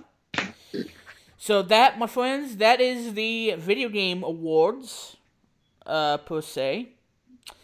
So now let's go over some other topics here that I have on Flash Briefing. So we talked about the VOD weekly changes and statement. We already talked about the 2018 of the Video Game Awards. And now we're going to talk about what's next. Okay, the state of game in Android. So I'm going to make this quick and simple. So we got 2 topics down, and now we're into our third topic. So, the state of gaming Android gaming. Android gaming tablets are kind of stale, because from the likes of NVIDIA Shield K1, which NVIDIA no longer sells on Amazon. So it's kind of hard for these people who have an Android tablet who want to play games on their tablets. They simply cannot find the device to play Android games or retro kind of stuff, and they want to be able to play that kind of stuff. So the gaming side of these tablets, as far as the market share is concerned, is kind of dry, because we don't have an NVIDIA Shield K1, which kind of sucks in a way. But in such a great way, the iPad Pro is probably the best tablet for gaming, for a portable gaming. So Luke, where'd you go? Okay, Luke had to step out. Alright, so Luke had to step out, ladies and gentlemen. Let's get some more. Okay. Go ahead and continue on the Luke part. Alright, so anyway. So the gaming tablet products, the market share has been kind of dry, because there's no NVIDIA Shield tablets anymore, which is the gold standard of playing Android games. But if I had to say something about Android gaming, they need to make another gaming tablet specifically for the gaming market, because I'm telling you, Luke, this year iPad Pro I think it wins on a gaming perspective, because I think the iPad Pro just may be the best tablet for gaming. Because Luke, you're gonna be getting an iPad Pro sometime. Exactly. And I don't know where exactly, but it depends on my schedule on saving money. As of now, I got like 837 right now. Yeah. And gaming on an iPad, especially on an iPad Pro, really makes a huge difference. So let's say if you play a game like Portal Knights or Fortnite or any other game, I think the iPad Pro just may be a serious competition to Android, because there's nobody on Android side of things that can really outperform Apple with the iPad Pro as far as gaming is concerned. And gaming is a huge thing for Apple, because I watched this event on Apple on the 30th of October, where they said that because they were mimicking the Xbox One S when they said that the iPad Pro for gaming is just as good, if not faster or better, or similarity to the Xbox One S by Microsoft. And when I saw that on the Apple keynote, that kind of stunned me a bit, because I like the Xbox One S. It has an amazing library of games. But yes, I would say the iPad Pro may be the best tablet for gaming. It might be, when you want to play games like Portal Knights or anything like that. Yeah, iPad Pro may be the best way to play games on a mobile device. And where's Android for gaming? I mean, Android is certainly a great gaming platform, but where is the tablets that are made specifically for gamers? That's where we have this discussion about, is where is, the gaming and Android tablets, and why we do not have these gaming tablets like we used to. Again, NVIDIA was the king of these Android gaming tablets. Now they don't make the tablets anymore, because the stock is taking a huge hit, and that kind of stinks, because the Shield is like the greatest gaming tablet. So where do we have a gaming side of thing of Android? Because like I said, I can tell you, the iPad is still the most amazing little device to play games. Whether if you have an iPad 6 or even the new iPad Pro that came out, recently, it's debatable on which platform do you think is better for gaming. And I can't tell you guys, because I think they're both great for gaming. It doesn't matter, as long as you are happy with the tablet that you have, and if it's going to perform well with gaming, then that's all that matters the most, is if this tablet can do gaming. And I can tell you guys, without a doubt, the iPad Pro 11-inch and the 12.9-inch definitely is a game-changing tablet, because it plays games like it's nobody's business. And I gotta say the iPad is the best when it comes to gaming. Now, I'm not gonna say Android sucks. No, Android does not suck. I mean, for some people out there who don't like Android, I am an Android user. Luke is an iOS user, but he will try to get back into to Android, because the first one he had was an epic fail. But I know the second one he'll probably enjoy a lot more, because it was just a cheap tablet knockoff. Still. So here's what I would want to see happen for gaming Android tablets. If NVIDIA doesn't come up with another gaming tablet, here's the one that I would really want, and it's from a company called Lenovo. I would want them to make a gaming tablet called the Lenovo Legion gaming tablet, because as you guys know, Lenovo, the manufacturer of computers and tablets and phones and all that other good stuff, they make really sick and really powerful gaming machines, gaming PCs, that has Windows 10 on it, and they call it the Legion. So you got Acer with the Predator, and I don't like Acer. We got the Acer Predator, and we got the Acer Nitro for gaming. We got HP Pavilion Power for gaming. We got HP Omen, which is a gaming PC, top of the line gaming PC, and then we have Lenovo Legion, and if I'm missing others, guys, from the other manufacturers, like and Acer, not Acer, but Dell with Alienware. Alienware is a gaming platform. I'm not sure what Asus is, ASUS. I'm not quite sure. But I know Dell is Alienware. Acer has Nitro and Predator. HP with Omen and Pavilion Power. And Lenovo with the Legion. So what I would want Lenovo to do, since they make really good tablets, especially Android tablets, what I would want them to do, and look, I think you can agree with me on this, I think what they need to do to dry, to not, dry up the market so much with Android tablets, because there's a crap ton of Android tablets we have. We got the Media Pad from Huawei, which the CFO of Huawei, Huawei, excuse me. The CFO of Huawei is being got arrested and charged, and I don't know what's gonna happen to the company after his arrest. So we don't know yet for sure what's gonna happen to him. But yeah, Huawei has one with the MediaPad M5. There's Samsung Galaxy Tab S4, which may be a great Android tablet for gaming, but that thing is $600. Who has that kind of money? $600, yikes! And that's just bad. It's not bad for me because I have no money obviously. But I hear $7 now because that's enough money for me to save up for it. Yeah, obviously. So I think what Lenovo needs to do, guys, and I think we'll move on to the next topic.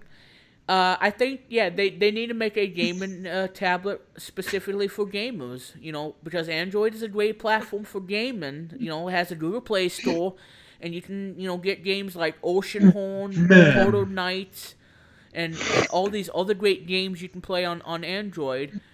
Why not make a Android tablet specifically for gamers in mind, and have the ability to have a 10-inch screen and an 8-inch screen, 8.9-inch or what have you, and give us the ability to play games, because I use my Android tablet for games, and you, Luke, you probably will use it when you get an iPad Pro. But, I not only I use my tablets for gaming, I also use it to watch entertainment when I'm not playing any games.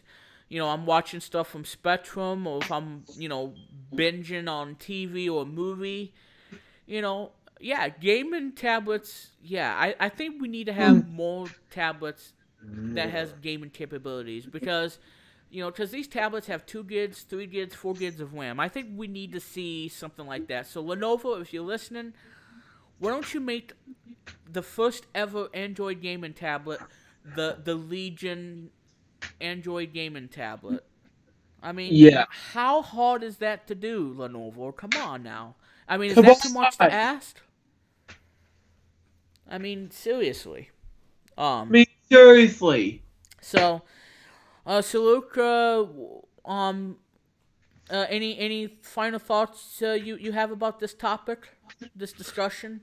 Yeah, it was the greatest decision to make for me getting an iPad Pro, and the way I'm getting the new new Android tablet. I don't know about this new one, this old one that Trey brought me, because like I said, I would still give Android a second chance. Even though you had bad experience with the first one because it was a knockoff brand, I think you need to give it a second chance, because if you look, Luke, the Fire 7 by Amazon, that one's Android, and I'm sure you won't have any problems with that.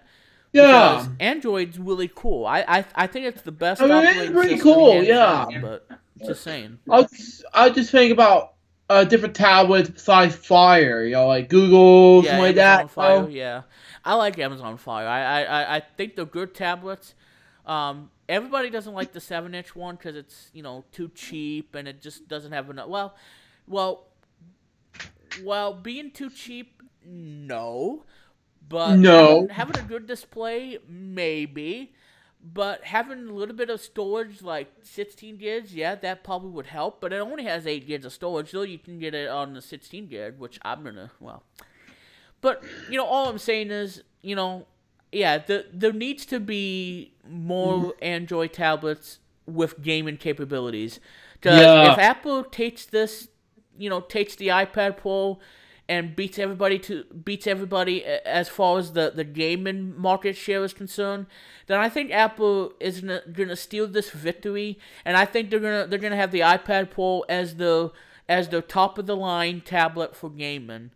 And that's why we need to see more of that on Android side, because Android is really great for gaming. Because I have a media box that plays games, I have a phone that has Android Nougat, and Fire HD 8 that I want to get so badly, that has Android as well. And Android is really cool. And like I said, it's not like I'm an anti-Android, anti-iOS thing. No, I love them both because because there are advantages and disadvantages of both of these operating systems. For me personally, and this stabs me in my heart, iOS 12 does not have any, especially the new iPad Pro that came out this year. It doesn't have the ability to expand your storage, and that hurts my feelings. And not be able to play back media, like photos, videos, and music that you have stored on a USB thumb drive on a USB-C.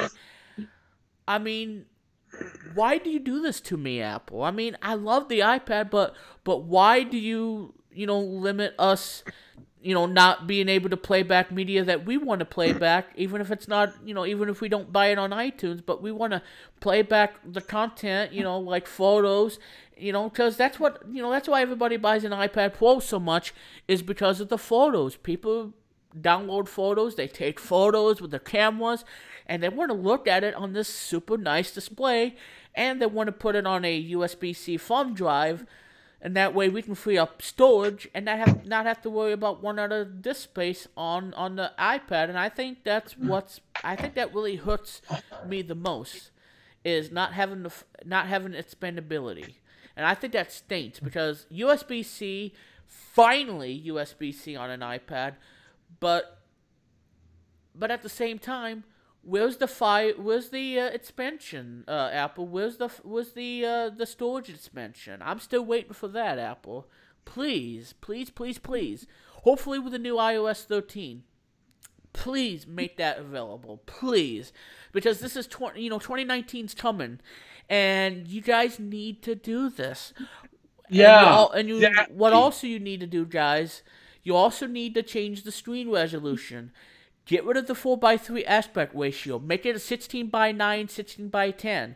That way we can watch, movies and TV shows we buy on iTunes, and watch TV shows on, YouTube TV or DirecTV Now or Spectrum. Because as of right now, I can say the Fire tablets, they're excellent for media consumption, especially the HD10. Because the HD10 has a 16:10, MediaPad M5 has this too, and it's perfect. Apple, what are you waiting for? Christmas of 2020? I mean, what are you doing to me? I mean, no!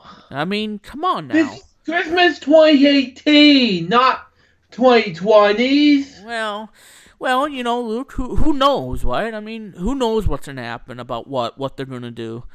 I mean, I don't know. I really don't. I mean, right now, I don't have the 2018. Answer. And December 2018, 2020 is around the corner. I mean, right now it's getting close to being the new year, 2019. I'm pretty excited about the marathon launch, just to let you know about that. Yeah, exactly. But what happened here? This is bullcrap. So that's the state of Android gaming tablets per se. Now we're going to move on Trey in the background. The next topic, and it's a short and sweet one. Super Smash Bros. Ultimate is officially released today for the Nintendo Switch, and is rated E10+ by the ESRB. You can grab the game at Amazon, your favorite video game stores, or you can even buy it on the Nintendo eShop for $60. This is a game I really want to play on Nintendo Switch. I'm a huge Smash Brothers fan. I love the Wii U version of it. I had the 3DS one, but I don't have that anymore. But yeah, Super Smash Brothers Ultimate. Play cleanly, everybody, and don't cheat while you're playing online with other people. Because if you do that, Nintendo's gonna ban you. So I would advise you not to drop out when you're getting your butt kicked, because because they're gonna win and you're gonna end up losing. So don't be a cheapskate and try to quit the game and then come back, because Nintendo's not gonna like that. So if you do that in any way, shape, or form during a match in the game when you play it online, then yeah, Nintendo, yeah, you're gonna face some harsh penalties when it comes to that. So don't be a cheapskate and try to quit on purpose, okay? Because that's not how it works, okay? Cheating has always been a big problem in online video games, and there is no place in our society to where you have to cheat to win. Because that's not how it works when you play an online game. Because I got my butt kicked by Jamal 500 when me and him played Super Smash Bros. Online for the Wii U. He kicked my butt. Did I quit during the match? No. I played it because I did not want to get banned, and I did not want to be able to lose my opportunity to play against other people online. Because that's what online is supposed to be. It's about having fun, but not cheating in a way, and for you to be, for you to be a cheapskate and try to quit, and you can try to hurt other people's feelings, because they're going to end up winning the game, and then you're going to be feeling so ashamed that you're going to end up being the loser because they beat you to the punch, and they just don't want you to win. That's not how it works. Again, you don't cheat to win. You play and have a good time. That's what video games are supposed to be, okay? End the story. The end. Get over it. So, that's all I gotta say about that. Again, Super Smash Bros. Ultimate. So, all of you guys, please enjoy the game responsibly. And I hope you guys have fun playing this game for hours and hours and hours upon end, because they're streaming this game as we speak. When we're doing Vlog Weekly as we speak, they're streaming it on YouTube, they're streaming it on Twitch, they're streaming it everywhere. So this game is going to be a beast. And yeah, everybody is going to be enjoying the new Super Smash Bros. Ultimate. So Luke, any plans on getting a copy of that game? It'll be huge. And yes, physical copy will be coming to Switch Saturdays. I don't know when exactly, and I don't have enough money for Switch Online as of yet. Okay, well, it is a $60 game, so, but there you go, it is a $60 game, so, okay, so, we got that out of the way with the Super Smash Bros. Ultimate, and we got 2 people watching, so thank you. The competition PBS station from years like you. Thank you. Now, please stay tuned later on, right here on Toon Freaking Disney. Alright. So now, Luke, I guess we are ready to play Would You Rather, because that is the next in our list in the game, in the episode. So, Luke, overall, what do you think of the show so far for tonight? It was awesome, though. It would have some flaws with these past 98 episodes, and now and after 98 episodes, we just got better and better than ever. And episode, I gotta say, to episode 97, we dominated episode 97. We kicked butt. Especially we're going to dominate 98 better than ever. Especially because... I mean, like I said, 96 was great. I think 96 was fun. 95 was fun. 97, I think it took the center stage. Because of the whole Ralph breaks the internet thing and my 2 cents about it. Oh, speaking of that, I want to show you some things that I did previously on my boxing video my main channel. And then we'll get to your topics again. Would you rather? Well, like I said, we got a Would You Rather game. I'm going to see if Discord is working right now. I hope it is. If I not, hope it is. We'll just finish it off on Skype. It's just going to download the update? Okay. Okay, that's fine. Yeah. Oh, okay, now it's an update Discord. Okay. Yeah. Anyway, Luke, go ahead and continue. The Lion King 2, Simba's Pride. The soundtrack? Yeah. Nice. Front, the side, and the back, and features 8 songs from the soundtrack. Now, Walt Disney Records. That's cool. Next, I got Power Rangers on Blu-ray, DVD, and digital copy. Oh, the movie? Yeah. Okay, well, Discord's working now, Luke. Finally. Well, Yeah. I can't be on Discord when this episode. Yeah, because otherwise it's gonna screw up the episode. So we're gonna stay on Skype for the time being. Stay on Skype, but I can't be on for the rest of the day because I gotta see Santa, and I gotta get ready for the pizza place So tonight. when is that, Luke? After Vlog Weekly. Okay, so all right, well, like I said, I got a couple more left to go because I really want you to do this because this is gonna be a big night for you because it's gonna be a big night for me as well for Wheel One Studios tonight. So yeah, because that's gonna be a big one but that'll be something because we got an all new top 10 coming up and because like I said, I don't think there's any other news that I have for tonight and whatever I don't discuss. On It's not gonna be like Billy. It's not gonna be like saying goodbye to them and myself. No, I'm not gonna be able to do that. Otherwise, it'd be a disaster like in the past. Yeah. Well, I mean, like I said, Luke, you're nothing like Billy, and I'm not gonna compare you to him, but yeah. So as I was saying, whatever I don't talk about on this episode, whatever news I miss, it's gonna be on for episode 99 because episode 99, ladies and gentlemen, next week. We are going to have Chris Kennedy joining us, and it's going to be the most exciting thing that you're ever going to hear. So we are going to have Chris Kennedy on for episode 99 of the show, and I think you, Luke, and Chris, I think we're going to have a great time doing episode 99, because after we do episode 99, it's going to be definitely a short break of doing Vlog Weekly before the big episode premiere of episode 100. And there will be no Fridays Blue Jays Store Night 5 episode on the 21st because I gotta get busy throughout work time on that day. Alright, so we got Would You Rather, and after Would You Rather, we gotta go over the Land Before Time review, and then the top 10. So we got 2 more to go after this one, Luke, after Would You Rather. Because I got the game going right now. The one we're going right now, yep, agreed. Once we're done, because I'll continuously what I did previously on the box build after your topics.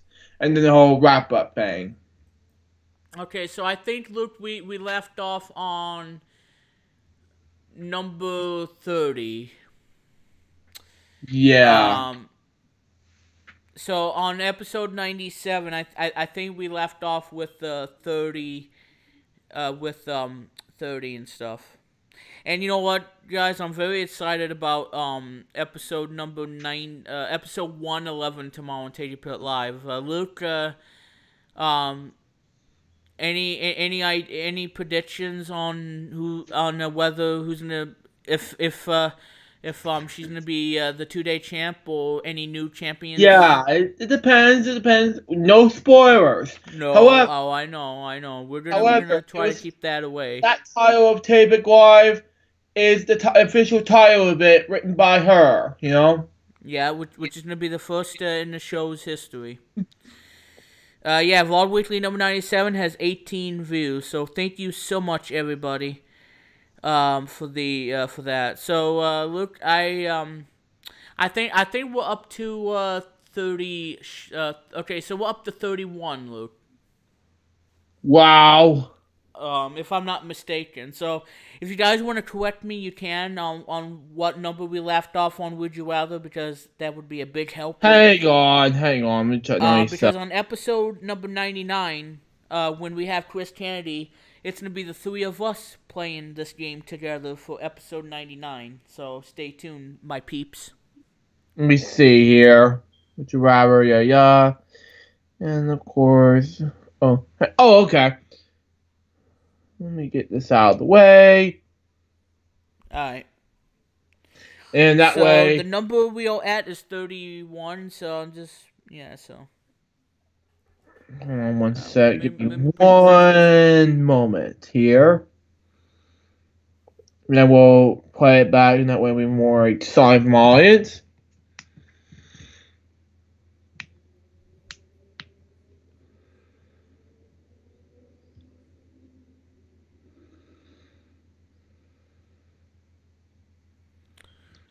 I'm doing the flicks with the.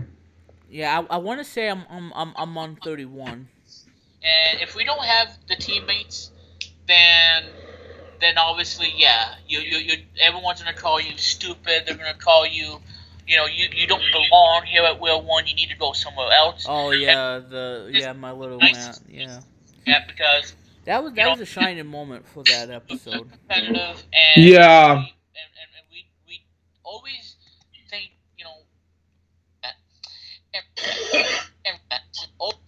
Hold on one moment. they have to say, and figure out about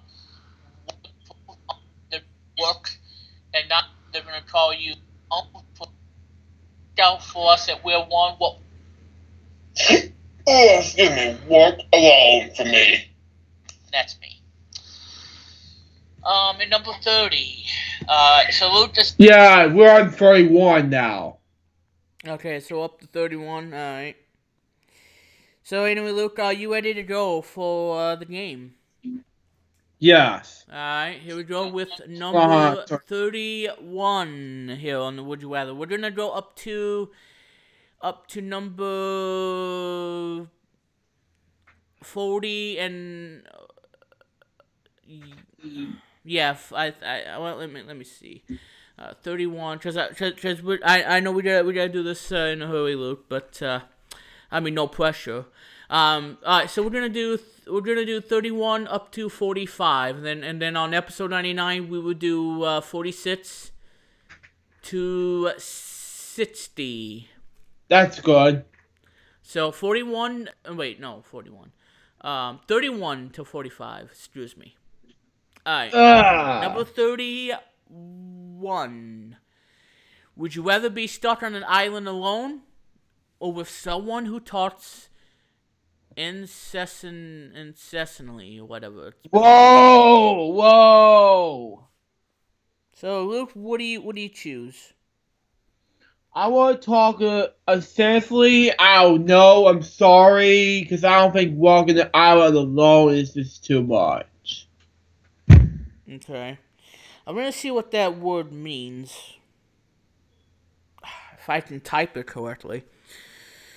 Without interruption, constantly, just like what Billy does, and consistently. Yeah, that's what Billy does. Is that without interruption, constantly. Yeah. So incessantly, or whatever you say it. Yeah, that one's where, because like I said, Billy does that too to me, and I hate that.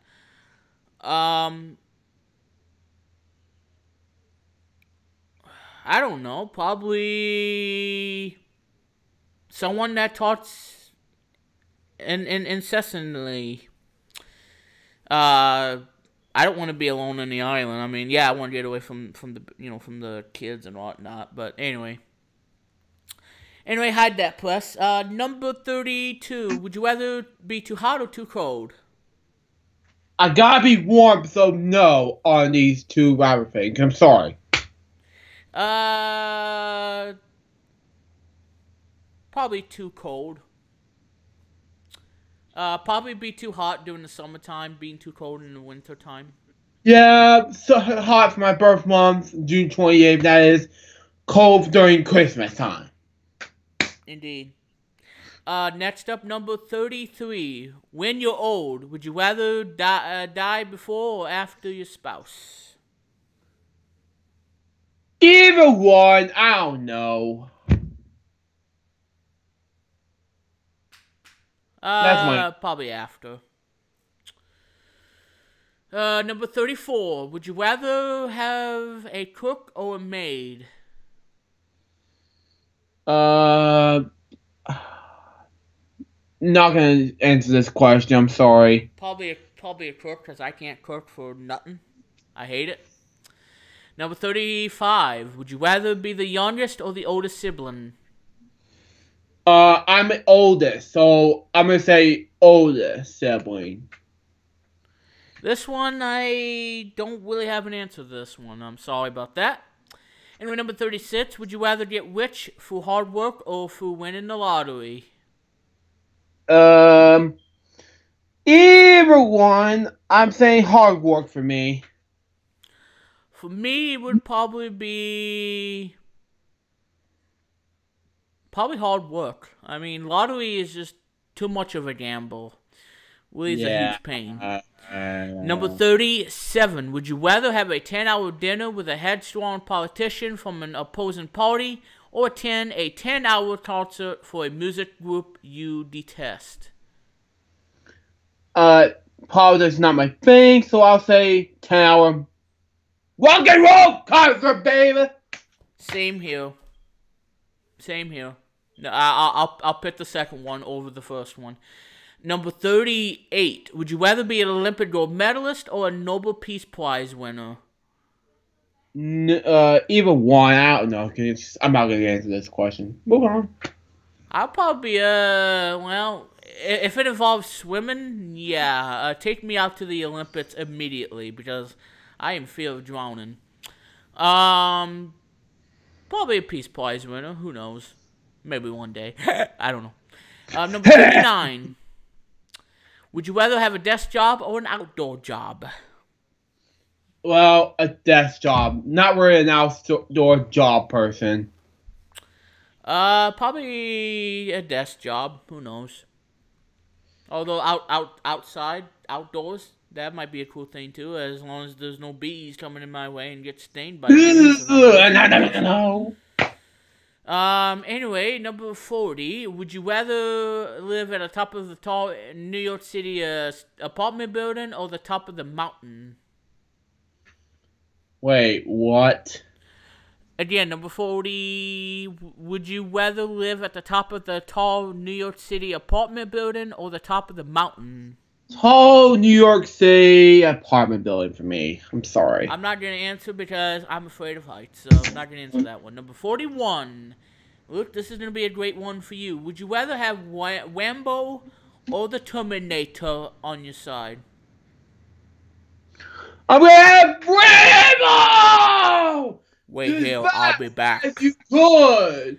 For me, if it wasn't so evil in the first movie, I would say the Terminator. He would protect me. Yeah. That's what I would want. Terminator is one of the greatest movies ever made. Number 42. Would you rather be proposed to a private or in front of family and friends? So, again, would you rather be proposed in a private or in front of your family and friends? Yeah. Yeah, both. I can't remember.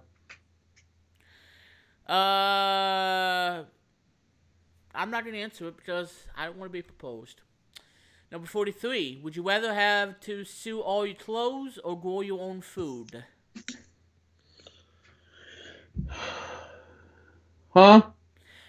Again, would you rather have to sew all your clothes, meaning, buy a sewing machine, or do you want to be able to grow your own food?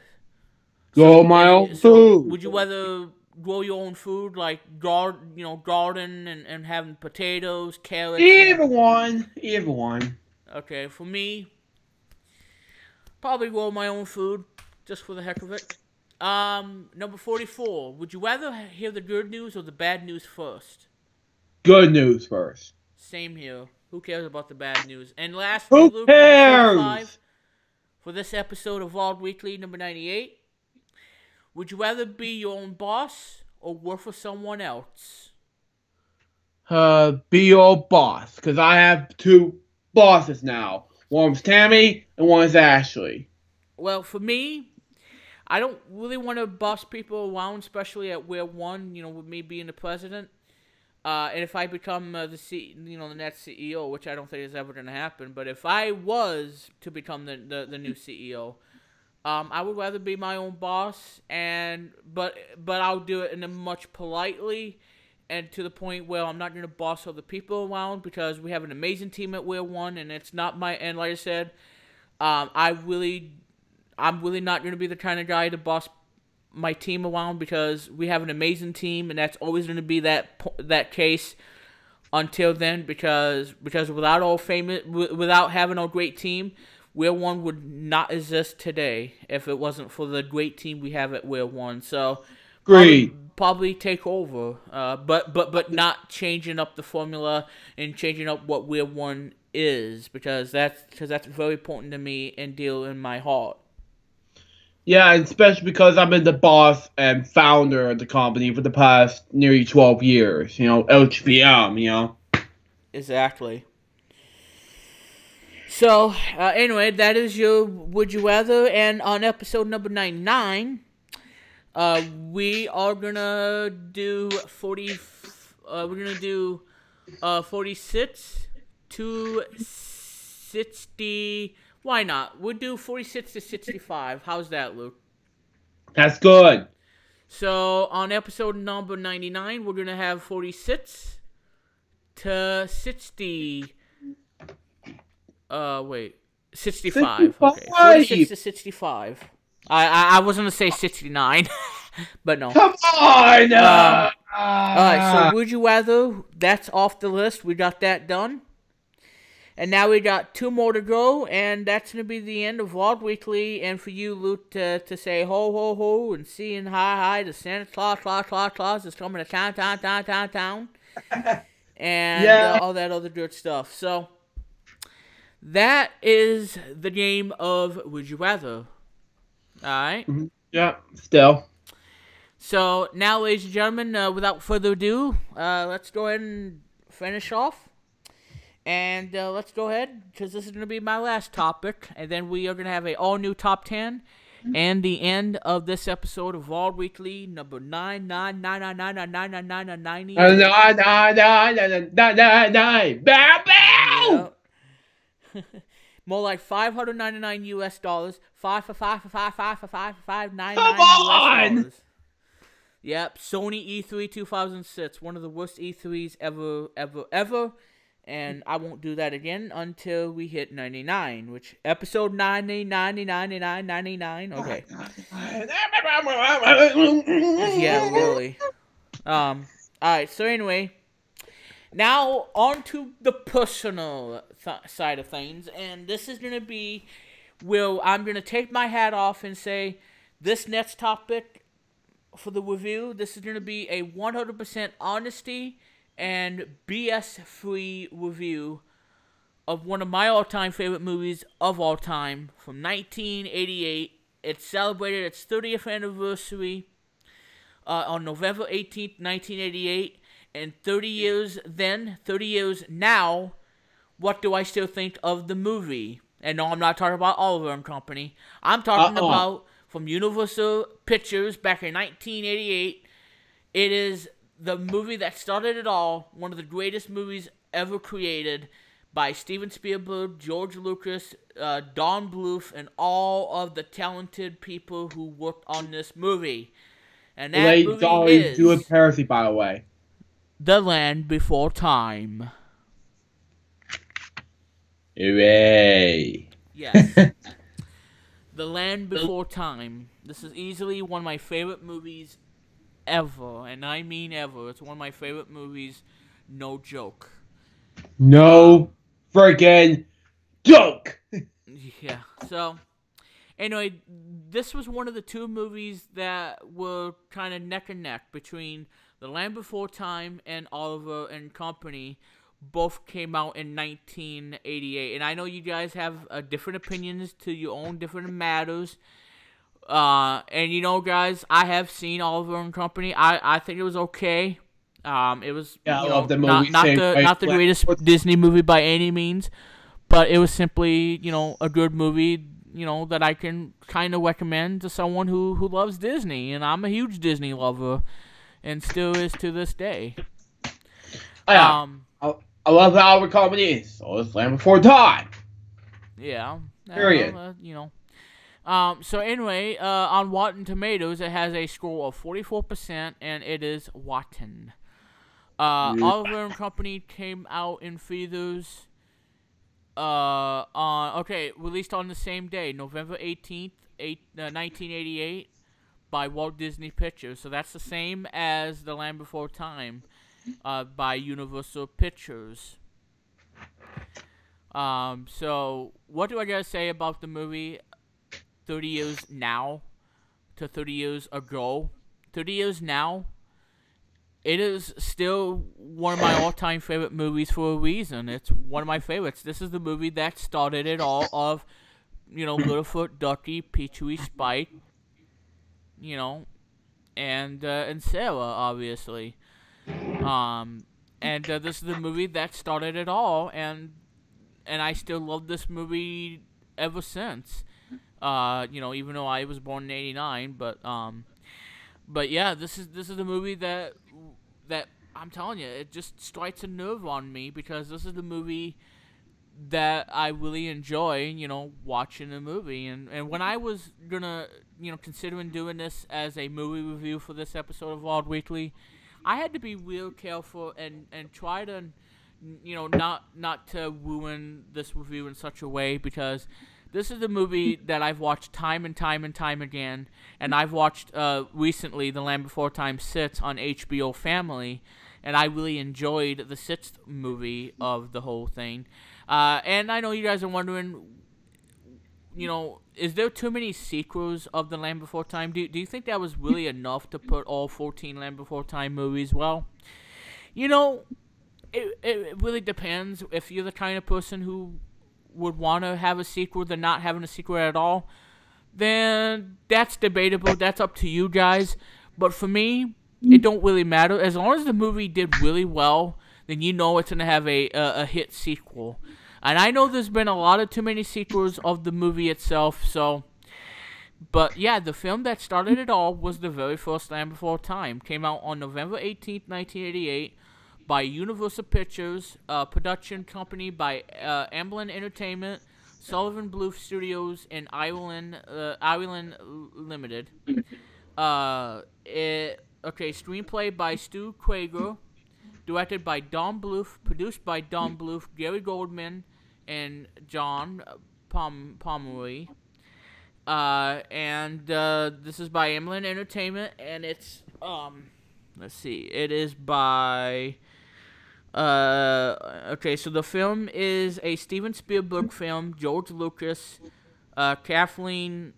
So the movie's directed and produced by Don Bluth, the legendary animator who worked for Disney. He worked on All Dogs Go to Heaven and Dragon's Lair. Executive produced by Steven Spielberg, George Lucas, Kathleen Kennedy, and Frank Marshall. The film has the voices of Gabriel Damon, Candace Hudson, Judith Bossy, and Will Ryan, and the narration is provided by the late Pat Hingle. So if you guys are wondering whatever happened to Judith Bossy, who was born on June 6th, 1978, well, she was an American child actress. Yeah. Sorry. She is known to be in movies such as Jaws: The Revenge, The Land Before Time, and All Dogs Go to Heaven, providing the voice of those characters in the movie. Yeah. She and her mother, Maria, were both killed in 1988 as a result of double murder suicide perpetrated by her father. So sad that this 10-year-old girl, died of a homicide by a gunshot. And she only was active in this for 4 years, from 1984 to 1988, and that's what happened to her. And it really sucks that such a sweet 10-year-old girl being shot to death by her father. was something. It's still sitting into this day. Why we never Yes. heard her again playing as Ducky, which is so sad and such a tragic loss of the 10-year-old. And she didn't deserve to die. I'm just saying that right now. She did not deserve to die like that. I mean, it's just really stinks. And again, she didn't deserve to die like that. It's just so sad. She was also in Glory Pains as a young child actor, kid, something like that. Young thing in graduation episode. So her final film appearance was All Dogs Go to Heaven from 1989, which she provided the voice of Anne Marie, which was released in 1989. Like I said, Don Bluth, the director of The Land Before Time. So he described her as a astonishing, absolutely astonishing. She understood verbal direction even for the most situations, sophisticated situations, and he intended to feature her extensively in his future productions. The end credit song, "Love Survives" was dedicated in her memory. So, you see, this kind of stinks. When she died in 1988, because she died in California. She was born in California and died in California. This was so sickening to hear her passing away. Because I'm telling you, she had a bright future ahead if it wasn't for the father that killed her, in a homicide, which stinkingly hurts. And, It hurts. And it hurts. It's sickening to my stomach to have to hear such a thing about a 10-year-old passing away. And it stinks. It really does. It stinks, and it just sits sick to my stomach. Yup. So anyway, about the movie, I'm going to read you a little bit of a plot. I'm not going to read you everything because I don't want to be boring as heck.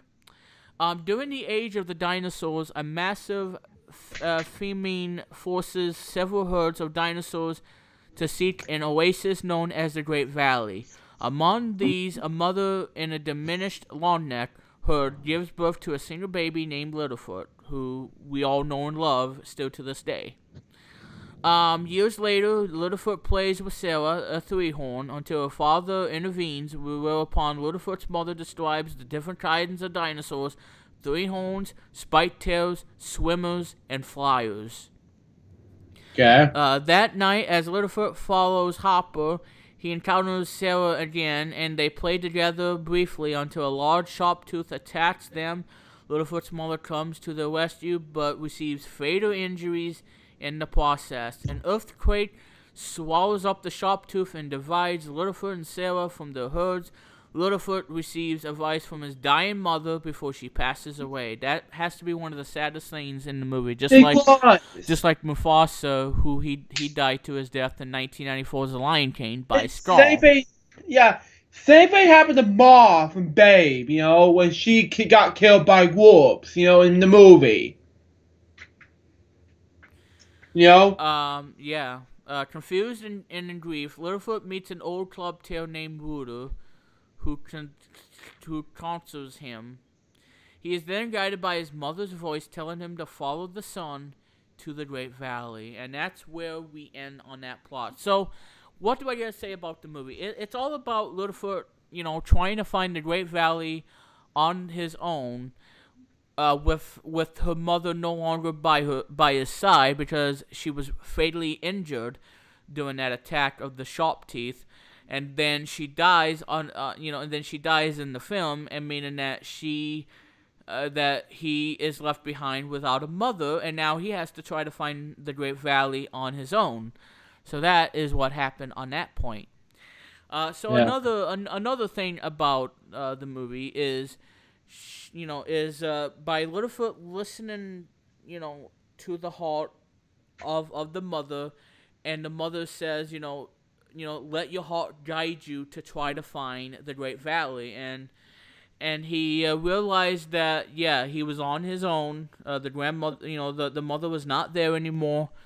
and such a tragic, and again, that and the Lion King. So you guys And comment Betty, below which one of these is the saddest moment. Is it the one where Littlefoot's mother die in the movie, or is it when Mufasa die, courtesy of Straw?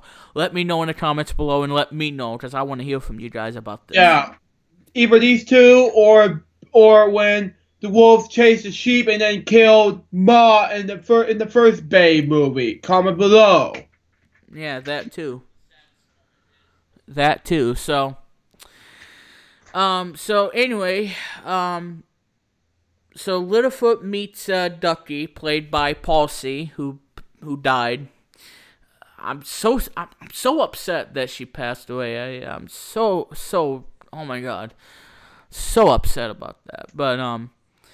But yeah, so Ducky, proclaims herself to be a big mouth, loud mouth, and she's not, because she's actually a cool character. Yes. And then she tags along with Littlefoot and find the Great Valley and see if Ducky's mother is in the Great Valley. And then later on, they meet Petrie, and Petrie, who can fly. And Ducky's like, "How did you get up there?" And then, and we don't know how he got up there, but he can fly. He didn't want to tell the friends, because they just met this guy, met this character, and yeah, he can really fly. And then all of a sudden he did not want to. He wanted to be on top of Littlefoot's head and, guard the stall leaf, or the stall thing, that was left for the grandmother, not the grandmother, but the mother of the movie, and she left it for him and him only, and then he ruined it a bit, and then there was some sort of danger, and then Sarah was freaking out, and she was running away from the dinosaur that she awakened, and upsetted that dinosaur, and pretty much on that. And then later Ducky discovered Spike, who later became her brother in the sequels. So he became he pretty much became the whole thing, a brother and sister kind of thing. And then we get to the movie, and trying to find the water to drink, and then I smell Ducky, and then Ducky replies, "You smell me?" And that's how that all goes. A funny, cute line. And then they would try to find the green food, and Sarah, kind of stingily surprises herself, like she found the Great Valley and she did it. She's gonna win the award for finding the Great Valley, but in actuality, she did not find the Great Valley, and it was just all a complete hoax and a complete mistake, and that's what happened on that side of thing. And so that's it on that. And of course, Littlefoot and his friends were trying to get Sarah to eat all this green food. And then she says, "Well, I'll find my own green food." And then, she gets a little cocky on that, and then tries to finds the way of trying to have the food. But apparently, hey, she was trying to be a smarty pants. So the other thing is to where, okay, I'm drawing a fault blank because I don't. Okay, yeah. So when that happened, then yeah, things started to go downhill for Sarah and Littlefoot, and they were trying to get find their way into the Great Valley, and then all of a sudden, Sarah is like, tells Littlefoot that you found the Great Valley, you're crazy. And then she, attempts to leave, and then Littlefoot's like, no, she's going the wrong way. And then she says, who said? And then Littlefoot replies, my mother. And then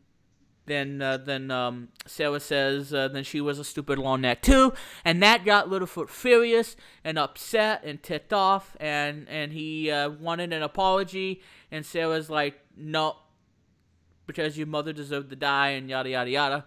And then the whole situation began, and then these two, got into a battle of who's right, who's wrong, and taking out the frustration. And then Sarah takes the first hit, and then knocks Littlefoot down, but he comes back and swinging, and then Ducky, Spike, and Petrie were in this whole sort of mess, and then afterwards, Sarah, with that last hurrah, ends up hurting Littlefoot in the process, and then the tears in his eyes, saying that go on, we go the wrong way. We don't ever want, we never wanted you, anywhere between us. And that kind of hurt Littlefoot's feelings because of what because Sarah was bullying Littlefoot like that in the movie, but that's how it was. Stupid. And thankfully, it was only in that scene, and it didn't happen anymore. And then they went on their own, and Littlefoot trying to find the Great Valley without the friends, and then they came upon the volcano, and and then getting stuck by this black thing, like quicksand, if you want to call it that, and they get caught and try to help free. It was before then. And then the other scene, there was a lava, and Littlefoot came to save the day and saved, Ducky and Spike from getting burned to death by the hot trenching lava. And then that was pretty much it of that. And then the whole black thing, trying to free Spike from that black quicksand thing, and then they were unsuccessful, and then they got stuck together, and then Sarah wants for help and cries for help especially, and then out of nowhere the black little guy came up and scared away the other guys that were trying to get Sarah and all that other stuff, and then they scared them off, and then Sarah's like, no, I'm sorry, please don't hurt me, and I'm sorry, and it wasn't the black guy, it was the black creature, I should say, not the black guy. I wanna be too accurate about this, but anyway, and it was all about that, and then then basically Sarah's like, no, don't eat me, and she's screaming in agony because she thought she was going to end up getting eaten by this black creature, but in actuality, it was just Littlefoot, Ducky, and Spike, and Petrie pretending to be the monster, and it was just them fooling around and playing games with Sarah, and then Littlefoot would get the last laugh because Sarah falls on this black stuff, like ice, and then she hits the rock, and then she goes away in tears, and of course Littlefoot gets the last laugh because of what happened in that fight, in that little battle, between him and Sarah, because Sarah refused to apologize to Littlefoot for calling, Mother that she was a stupid long neck, and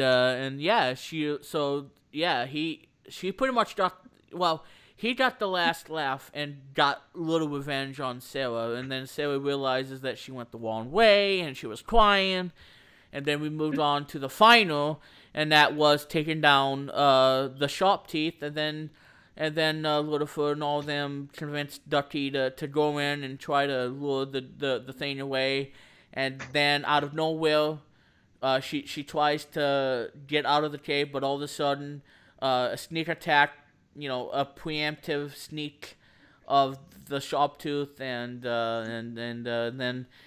then Ducky trying to hang on for dear life, and facing that big T-Rex dinosaur, and just pretty much do whatever, and so they go on that, and then Petrie, trying to save his friend, her friend, from, and then out of nowhere, when Littlefoot, Spike, and all of them were trying to push that big rock and try to take down the thing, it was too heavy, and then out of nowhere, Sarah comes back, and then she hits that big rock, and the big rock comes down and hits the sharp tooth and goes down, and dragging Petrie with him, and they thought that they lost a friend, just like what Littlefoot lost his mother. But in actuality, the dinosaur did not came back up, but Petrie survived, thankfully. So Petrie survived the whole thing, and Ducky was sad that she lost a great friend, and Petrie came back, and bam, he came alive, and then the most touching moment of the film is when Littlefoot told his mother in heaven, like, I tried what you told me to do, and it was just too hard. And then the thing went away, and then Littlefoot was like, mother, and like, don't go. He was begging his mother to don't go, but it was up in heaven, and that had to be the most touching moment in the film. It's just so touching, and so touching moment. And then after that, and then Littlefoot finds out that did he find the Great Valley? Well, it was all black, and then all that drawing animation comes in about to fill in the colors, and then he realized that he found the Great Valley, and his heart found the true greatness of trying to find the Great Valley, and that's exactly what he did. And he believed in his heart, he believed in the passion that he found the Great Valley without his mother. And that had to be a happy ending to where they found the Great Valley, and then he told the friends to, hey, come on over because I found the Great Valley. And then Ducky said, Littlefoot, you found the Great Valley. And then Littlefoot replied, we did it together. And that had to be a tearful moment right there, one of the greatest scenes of a movie like that. And they found the Great Valley. Littlefoot found his grandmother and grandfather at last, and two loving grandparents, I know. Littlefoot not Littlefoot, but Sarah finds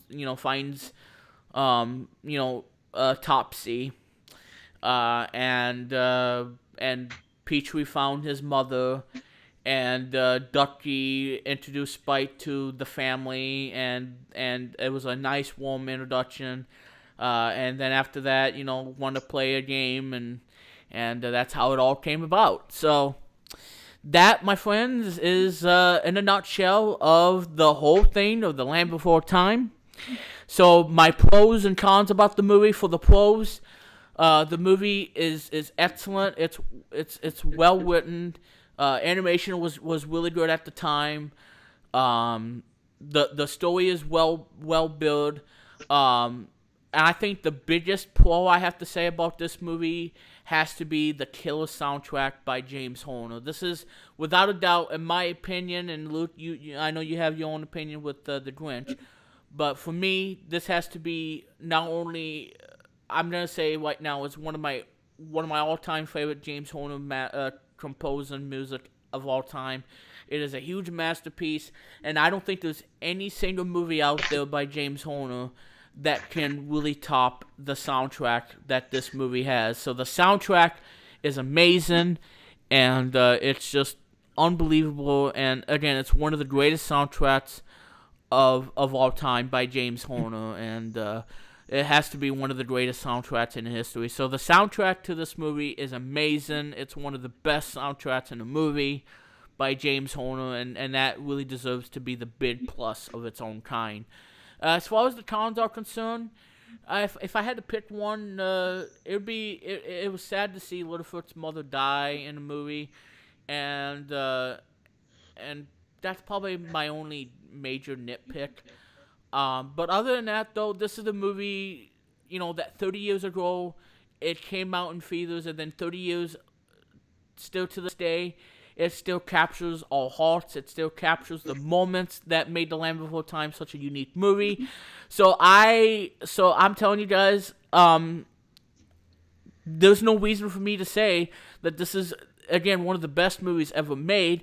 And I have no problem giving this movie between 1 to 5 stars.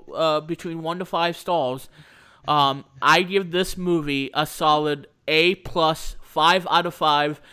I highly recommend this movie. This is the greatest movie of all time, has the greatest soundtrack of all time.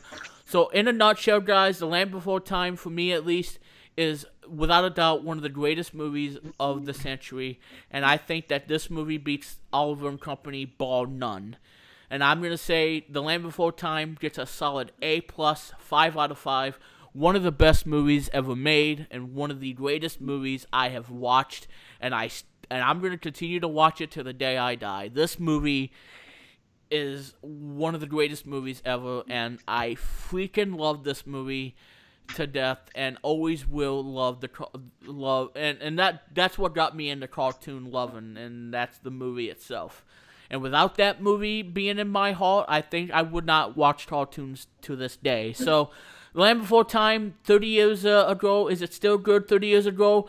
Well, newsflash, yes, it is, because I've given you my review, my honesty and BS-free review, and I'm going to say right now, 5 out of 5, A+. That's my final judgment. That's my final verdict. That's all I'm going to say. Case closed. And there you go. That is my movie review of The Land Before Time from Universal Pictures. Came out on November 18th, 1988. So, Luke, do you care to chime in on your favorite memories and moments of The Land Before Time 30th anniversary? Well, it was a long story. It took me back to the sequels of The Land Before Time, years back before I've watched the first one on Toon Disney.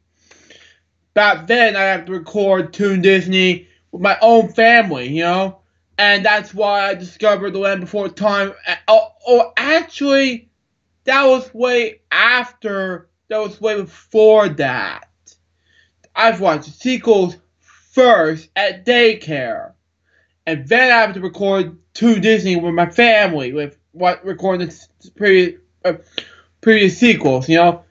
I got the 6th movie on and right here somewhere. Also the 8th.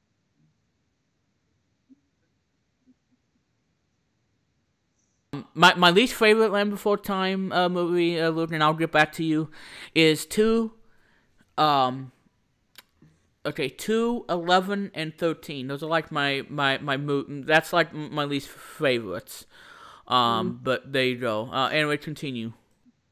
I'm getting tired. And then I got to record the first Land Before Time on Toon Disney on February 1st, 2005. That was my very first viewing of that ever.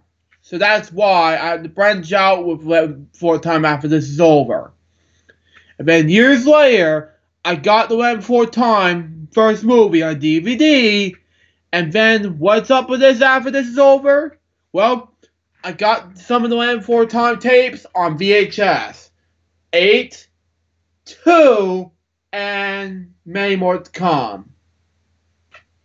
But as right now, I don't have any more Land Before Time DVD copies, nor is Blu-ray. But for now, I just think. And then I got this Bombshell reviews I've seen previously on Bombshell reviews. But then 1 to 14 that he reviewed, and then a year later, Guess Your Review came out and say Land Before Time. I decided to review a 14-minute review of my honest review of the Jeff Craig. And a year later, he said to me, it was just Brian Plumley. He said to me that do an honest review and do a Jeff Craig review in a normal way, not do it in the honest way, and that way be more polished and revisited. So that way be more honesty.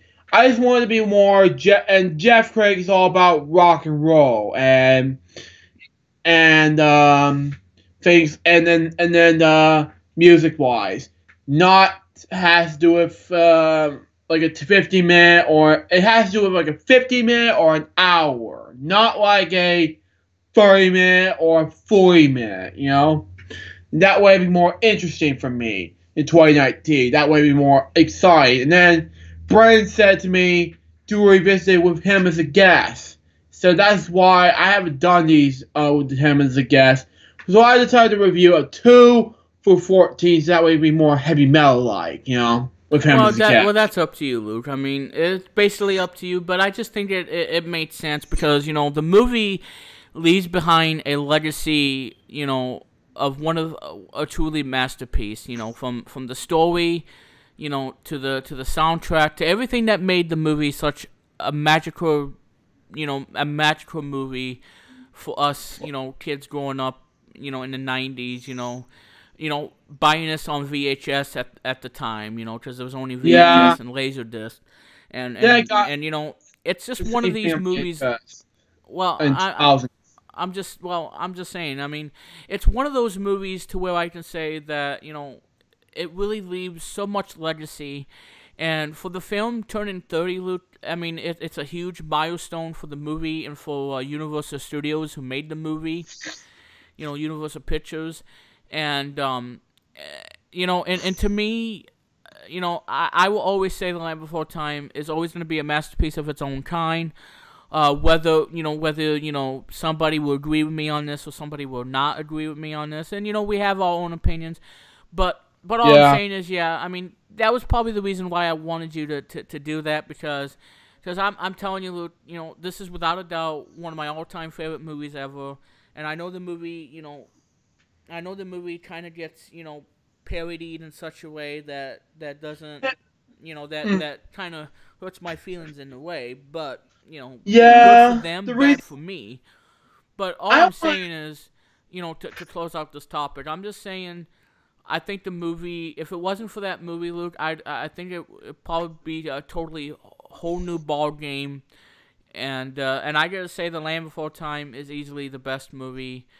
And I think this movie really leaves behind a legacy, for 30 years, 30 years ago when the movie came out, and then 30 years later, the movie still is enjoyed by millions of parents and mothers and their children and everybody who grew up on this. And for me, I'm glad to have the opportunity to sit down and watch a great movie like this from having the best soundtrack by James Horner.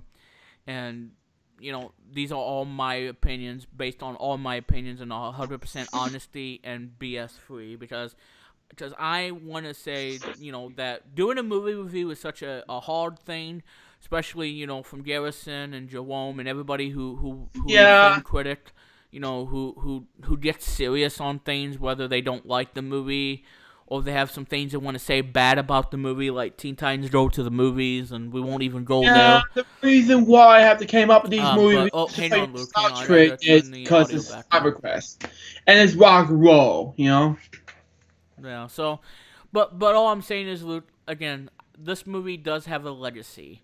This movie is one of the greatest movies ever, and I think everybody needs to take this movie seriously, because this is a movie, in my opinion, is one of the greatest movies of all time. It's in my heart, and I get teary eyes, Luke, every time I watch this movie, because it's so awesome to see Littlefoot finding the Great Valley, on their own, without having anybody, to help them out.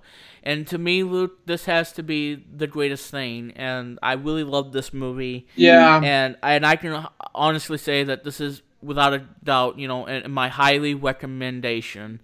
Because if this is a movie that I can't recommend for people, then I'm going to say that I do not recommend this movie, and you do not need to watch this crap. But no, this movie is highly recommended, 5 out of 5, A+, my own honest opinion, because this is the movie I sat down and watched for the entire movie, and I end up watching this movie like 50 times, because this movie is a masterpiece, and I can't say that for any other movies out there. I mean, this is a masterpiece, and I know everybody's going to hate this movie, everybody's going to love this movie, and I happen to be one of them, and The Land Before Time is easily the movie that I can say is, without a doubt, one of the greatest movies ever, and always will be for years and years, for another good 30 years, or even 20 years when the movie turns 50. But all I'm saying is, this is a movie, is a masterpiece of its kind, and it needs to understand. They need to understand that this movie has a legacy of its own kind. Spawning 13 sequels. From 2 to 14, and having a TV show, and I don't think we're ever going to see The Land Before Time 15. I think we're not going to see another Land Before Time movie ever again, which really saddens me. But for me, as a movie watcher and as a cartoon lover, and that's why I founded Cartoon Explosion alongside with you, this movie really leaves behind the greatest thing, the greatest memories I have of the movie. And this is a movie that's going to go down as a lifetime. That this is a movie that really needs to be in a Hall of Fame, or needs to be, to be in a National Film Congress or whatever. This is a movie I can say this is one of the greatest movies in 1988. 1988 had such a great movie year, and I think The Land Before Time is easily one of my all-time favorites. And I will never, and mark my words, guys, I will never ever branch out of anything, because I am the kind of guy that loves to watch movies and loves to watch cartoons, and it's here to stay until I die, because that's what it's going to be for me, and it always will be one of my all-time favorite cartoons. So, The Land Before Time, I'm never going to branch out. I'm always going to watch The Land Before Time, because it's one of those masterpieces that I can say it is a movie that doesn't need to be parodied in such a way, but just to sit down, have a good time, and just enjoy the movie as it was meant to be. And that's how I feel about this movie. And that's how I feel about, bringing that such emotion to the movie. And that's what makes the movie such a unique experience to the movie. And the soundtrack, again, I can talk about this for hours and hours upon end. The soundtrack is amazing, and I know that other people will agree, people will disagree with me on that. That's fine by me, okay? It doesn't hurt me in a way that's going to end up hurting you as it's going to hurting them. All I'm saying is the soundtrack's amazing. It's one of my favorite soundtracks, and I am so glad that I bought the Land Before Time soundtrack on Amazon Music, because I'm not able to find the CD, I'm not able to find it on vinyl, and it's super hard to find on vinyl, much so than buying it on an audio CD. But I am so glad as a movie fan, as a cartoon lover of the generation, I'm so glad that I bought the soundtrack, because if I didn't buy the soundtrack, I would have been so angry to myself. I just don't know how it would be for me not to get the soundtrack. So for me, soundtrack is one of my favorites and always will be. And it's one of those movies I can say it is a 5 out of 5 all day, every day until I die. Because this movie's not going to get an F, because why does it need to get an F? Because this movie had it all. It had I'm telling you, this movie doesn't need to get an F. It doesn't deserve to get a D or a C or a B. It deserves to be an A plus, automatically to the day I die. This movie is still going to get an A plus, 5 out of 5. And that's the end of the story I have to say about this movie. And that we are going to end that topic on a high note. So that is what I got to say about this movie. This movie is awesome, and I love the movie so much. But still, it's just going to be a number one favorite, type of favorite besides from Babe and Sheep Pigs, and movies like The Grinch movie and etc. etc. There's a lot of hardcore movies I like, For example, Pig in the City and aside from this, is going to be a lot of movies I want to talk about next Vlog Weekly. But for now, let's get to our top 10. Yep, so we're getting ready to do the top 10, Luke. And so, again, guys, I hope you enjoyed my honesty and my review of The Land Before Time. Let me know how I did on a scale of A plus to F. Let me know.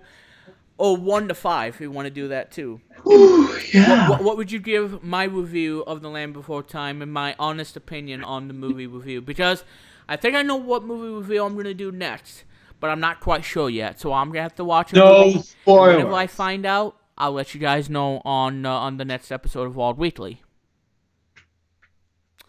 So, without further ado, ladies and gentlemen, it is 6 o'clock, so we need to wrap this up. So let's go ahead, Luke. Let's start the Vlog Weekly's top 10 for tonight. 601 right now. Now, I'm gonna make sure before I do this list, I want to make sure that I did not screw it up. I think I did because I forgot to put some honorable mentions, so I kind of went out of time and do my honorable mentions. So yeah, I kind of went out of time. So no honorable mentions in this one. But I will go over some of the honorable mentions that I have. So yeah, still. all right. So now everybody, let's go ahead and do the top 10, and we will close out the show. And Chris, thank you so much for watching today's Vlog Weekly. I thank you, Chris, for watching my streams, overall just being a great friend. Because, especially the co-host of Tasty Pit Live, and it's not easy to be a co-host of Tasty Pit Live, but you, sir, you are an amazing dude. You have a lot of energy. You have a lot of respect for me and for the things I do, and I cannot wait to do another Tasty Pit Live episode with you and Luke, because it's going to be a fun show tomorrow, and I cannot wait to do it. So I'll see the both of you for tomorrow, for Tasty Pit Live number 111, and it's going to be a groundbreaking episode for the making of the show. Yeah, so without further ado, let's go ahead and give you all tonight's top 10. So today's top 10 for tonight, for Vlog Weekly, is video game mascots. Oh boy! Alright, so Luke, any prediction on who's number 1, who's number 10? Number 1 is Mario. I know that. Okay. What about number 10? Not gonna know it. Alright, well, let's see what, okay, so number 10. And number 10 is Fox McCloud from the Star Fox series. Good enough. Alright, number 9 in our video game mascots. At number 9 is Mega Man from 1987. Mega Man, the video game. Celebrating his 31st anniversary this year. Mega Man 11 out now on the Nintendo Switch. Alright, at number 8. And number 8 is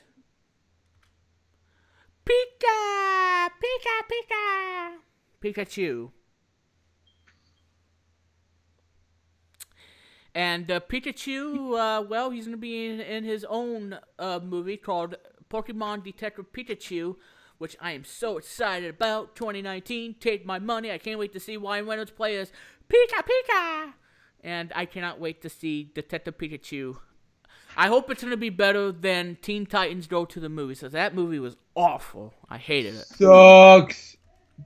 I'm not going to say the A word. Oh, you said it, Luke. I did not. Okay, well, good. You almost said the F word, Luke. Did you not? Yeah, I said bleep. That's in the Vlog Weekly episode. Okay, well, I hope I make it to episode 99 of Vlog Weekly. Anyway, number 7. Number 7 is Sparkster from the video games. He made his debut in Sparkster on the Super Nintendo and Rocket Knight Adventures for the Sega Genesis. So that's that. At number 6 is Oscar. The And Grouch. no, we're not talking about Oscar the Grouch from Sesame Street. We're talking about a very unknown character who had his own video game on the Amiga CD32 and a bunch of others. So that is Oscar at number 6. Alright, at number 5. Alright, we're going to get down to the nitty-gritty with our top 5. At number 5 is Crash Bandicoot. Oh, yeah. Started in 1996, and he's still going strong to this day. Coming out with a new racing game in 2019, which Crash Trash Team Racing is back. So Crash is on at number 5. I like Crash Bandicoot a lot. And I think joining Crash at number 4, I believe, is Spyro the Dragon. Yes, Spyro the Dragon from number 4. And why did I pick Spyro at number 4 and why I picked him in the top 5, in the top 10? He's an awesome character. Spyro the Dragon, one of my favorite games of all time for the Sony PlayStation, 1998. No. And I am so unhappy that Spyro the Dragon is not in the PlayStation Classics. I am so upset, Sony. I am so upset with you. But on the plus side, you can play Spyro 1 in the new Spyro Reunite trilogy. I mean, it's really cool. So Spyro at number 4. Alright, at number 3, and I'll count down. And number 3 is Pac-Man. So Pac-Man at number 3. Alright, at number 2. So, Luke, you said Mario, right? As number 1 character? Yeah, number 1. Well, unfortunately, Luke, I hate to bring you the news. He is at number 2. Oh! Mario is at number 2. Alright, before we get to number 1, my honorable mentions, that I forgot to put in this top 10, but yes, there is honorable mentions in this top 10. Falco, Link, Kirby, what's the other ones? Tails Prower, Silver the Hedgehog, Blaze, a bunch of others. Good enough. I'll try to come up with more, everybody. I'll put that in the description of who I have in the honorable mentions. Because there's so many video game mascots to go over, and I forgot. What could possibly go on? Bubsy. That guy. What could possibly go on? Yeah, Bubsy. Yeah, and he's not in the top 10, but he's an honorable mention. First mascot ever, Bubsy 3D. Yep, Bubsy. Alright. At number 1 in our top 10 video game mascots. You were so close, Luke, with Mario. You were so close, because at number 1, he is the arch nemesis and the rival of Nintendo in the battle of the characters. He is, I believe, 27, I think, this year, 26 maybe. Oh, idea. He was born on June 1991. He had a video game on the Sega Genesis, and he became the most iconic character of them all. At number 1, it's the Blue Blur, Sonic the Hedgehog. Let me see. You're right. It was Sonic the Hedgehog. Let me see. Let me check my category and see. So he is number 1 in the top 10 countdown of the video game mascots.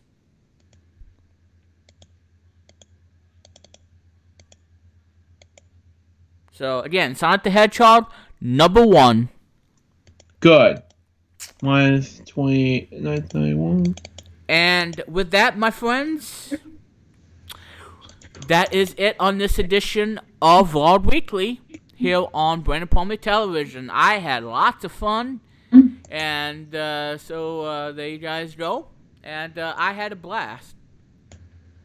So, Luke... 27, you're right! Yep. So overall, Luke, what do you give this episode tonight of between 1 to 5 star, A plus to F? What do you give this show tonight? A plus. Even if you want to say A minus, Luke, you can. I mean, I'm not gonna say A minus, so no. Well, you're not gonna hurt my feelings in any way, but but yeah, this was a fun show. I had lots of fun. So Chris Kennedy, I'll be seeing you for episode 99 of Vlog Weekly next week, alongside with Luke Jeffers, the Vlog Weekly Dude Master.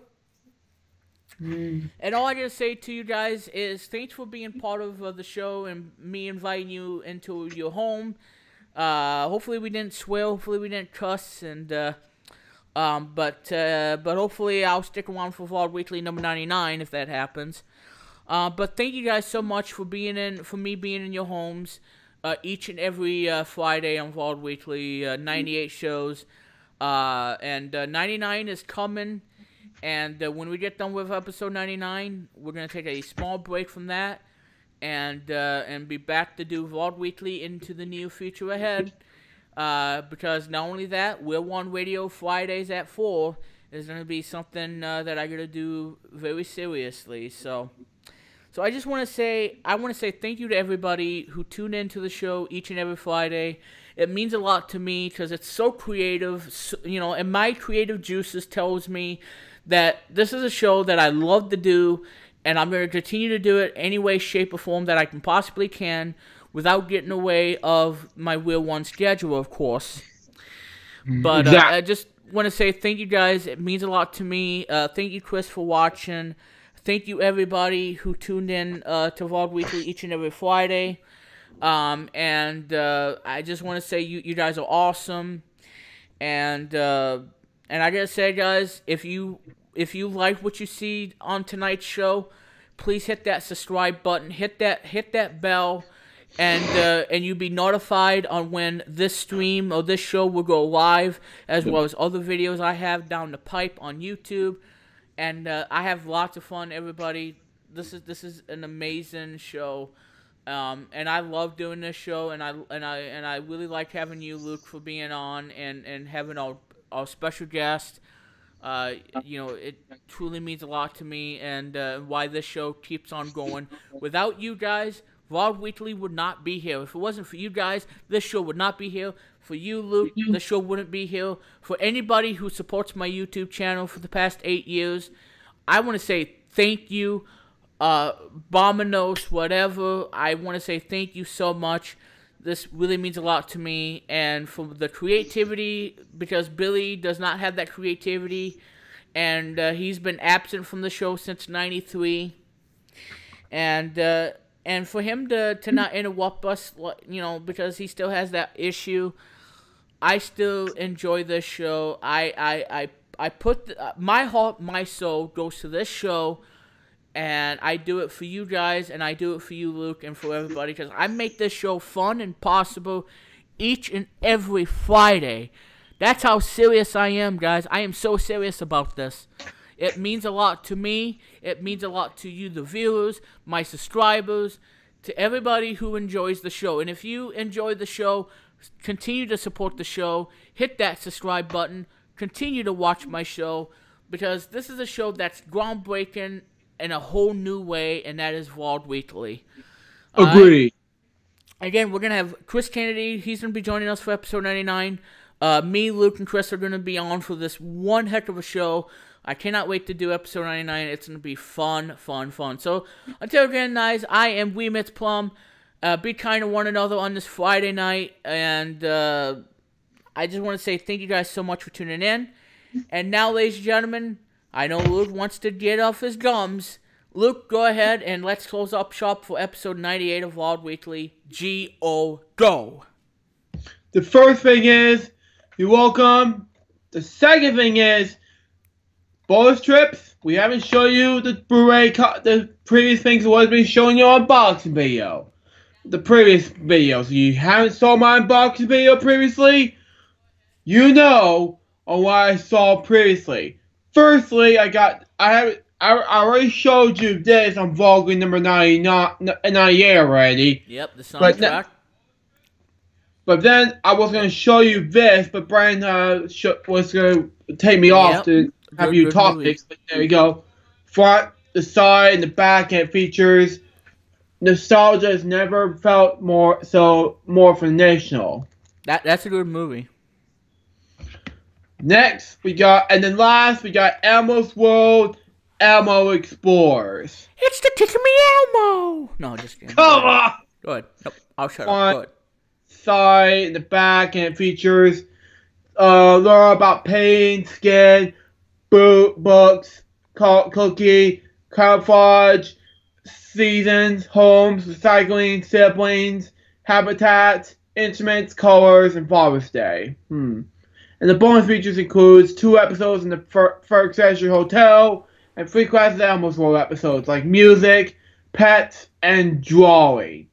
And then my one last thing before I go, and that is of course Santa Claus. Well, it is 2018 is almost there to the close. I'm getting ready to start having a huge marathon coming this Christmas of this year. So be prepared to look out for that. And Christmas Day 2018, huge marathons away. So be prepared. Anyways, that wraps up for me. So Jersey, goodbye. Peace out, baby. Back to Branden, Plumley, whole time thing. Thank you, Luke Butt. And yeah, so there you guys go. Doesn't get much better than this, everybody. So thank you, Luke. And this has been a great show. And this is amazing. So anyway, before we go, ladies and gentlemen, I have one more thing I want to play for you all, and that is Jerome Latimer, because I kind of did it today with the whole panda joke. Like, yeah, 65-yard penalty. The panda bear is having a temper tantrum at the supermarket. If he doesn't clean up his mess, he's going to be banned from the supermarket. That's a 65-yard penalty for second down. Oh my. I love it. I love doing that. Alright, what the heck is it? The 25-yard. Let me find it here real quick. The 25-yard, yeah, fault joke. Alright, guys, listen to this. And so for Luke Jeffers and everybody who makes this show possible each and every Friday, this is Remix Plum saying goodbye. Peace out, y'all. And again, guys, once again, to be kind to one another. And we will see you all for episode number 99 of Wild Weekly with Luke Jeffers and Chris Kennedy. And we'll see you all next week for an amazing episode of Wild Weekly. Only one to go before I hit the 100th show. So for all of us here, have a good night, and we'll talk to you again next week. Oh, and by the way, Hanging with Mitch Plum coming up tomorrow on Facebook Live. So, see you guys then, and we'll see you all next week for episode 99 of Vlog Weekly. So long. Personal foul, unnecessary touching, and call me Dookie Face. 20-yard far penalty, first down.